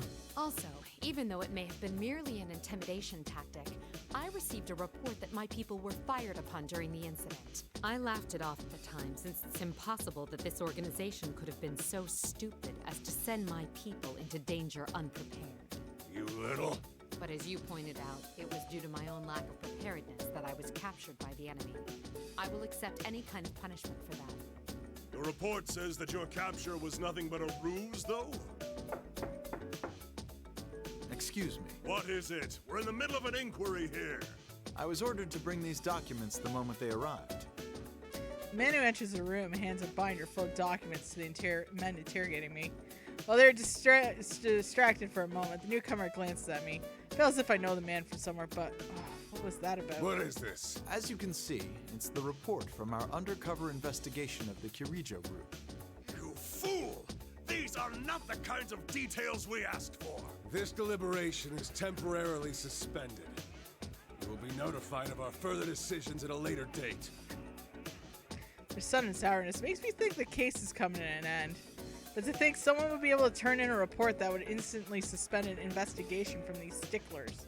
It would seem that there are some people, even in public safety, who do not respect their higher-ups. Also, that undercover investigation report must have been made by Shiragami. Ha! I'm in her debt. And when I leave the conference, I see the other shadow operatives have gathered. Mitsuru-san! What are you all doing here? These guys insisted on at least trying to testify in person, since they failed you on the mission. I had no choice but to come too. Oh, thank God Akihiko took his shirt off. Okay, we can all relax now, guys. We can all relax. Whew. Seeing that our friend, who had gone missing, was immediately summoned to the government office on her return, We were worried it was a conspiracy. And Aigis looking slick in her suit. Indeed, as your friends, it's only natural that we'd rush to your side. Because we are your friends.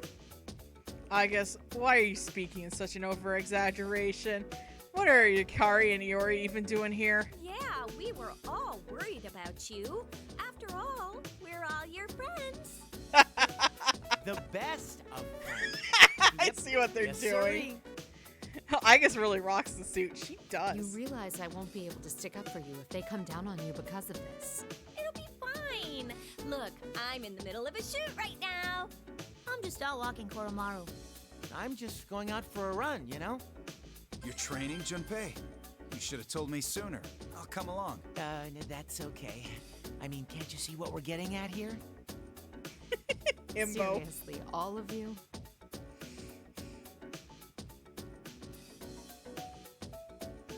Oh my god, and his freaking awesome coat Aigis is wearing too.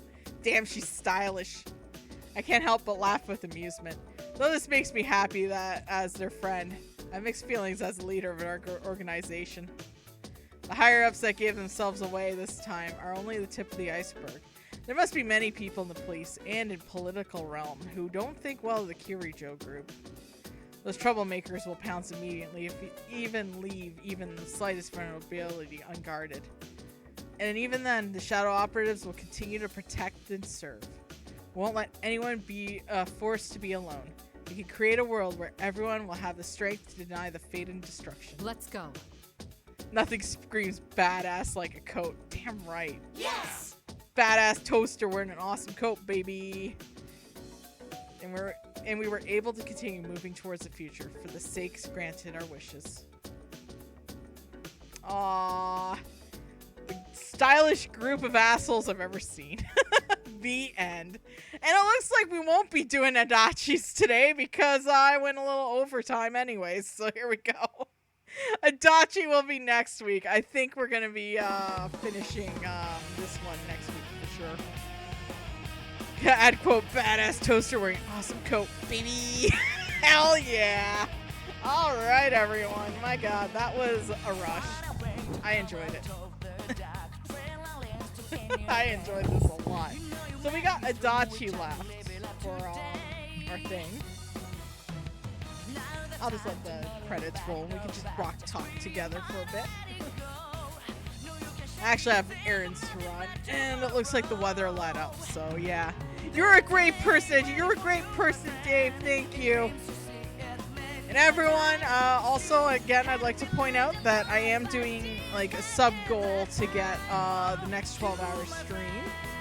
So any gifted subs are good, and we will be doing Choose Your Fighter honoring as well if you do gifting subs and whatnot.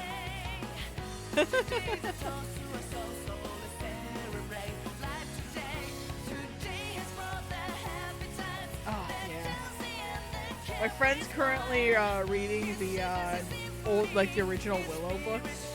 And she's like mad that the new series is probably gonna Disneyfy it. She's like, where's my undead pirate using her friggin' intestines as a cat o' nine tails? Come on, guys. So much body horror in that book. Holy shit.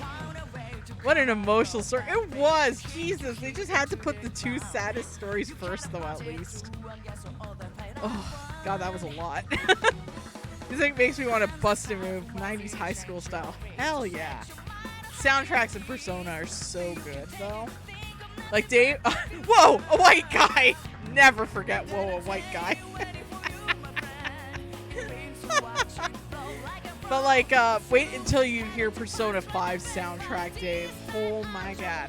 I'm not trying to tip the vote in Persona 5's favor, though. I'm going to say that now. Because, again, when we get to kind of the halfway point in God of War, we'll be doing a vote for some games, of course. And those games will be Digital Devil Saga, Yoru Kills, Soul Hackers 2, and I added Mother 3 and Persona 5 Royale. Mother 3 is going to be emotional as fuck too, though. Persona 5 got that funk. You never saw it coming! So good. There's God Super Saiyan God Aigis. Best Aigis. Actually, trench coat suit Aegis is best Aegis. Oh my god, this is fun to do though. I'm glad that we get to see more of what happened in the Persona 3 cast. It's cool that they are, like, even though like a lot of people didn't like Trinity Soul, I'm glad they were kind of like leading up to Akihiko and his how his life turned for Trinity Soul. I personally like that series. It made me cry a lot too. But I think it was a really good series, so honestly. Good little OVA series side thing. I think people were just more mad because it didn't have, like, it wasn't like, say, the Persona 4 anime that came after, which was like, oh, it's based off of the thing. But I also highly recommend the Persona 3 movies. Please watch those. Movie 2 made me cry. Movie 2 was Shinjiro's death. And how they handled it in that one too, holy moly.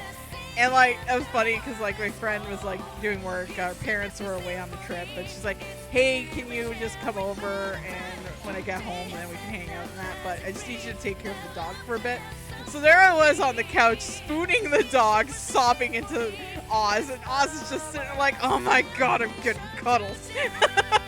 I don't know why you're crying, but I love this.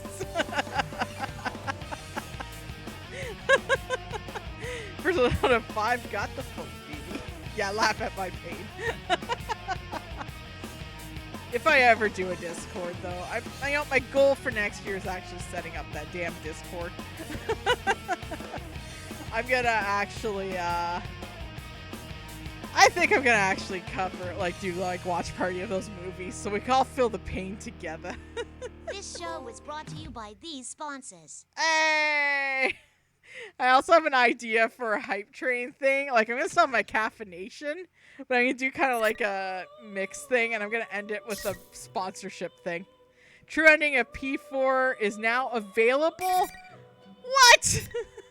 Hold up. What? We still have extra. Oh my god!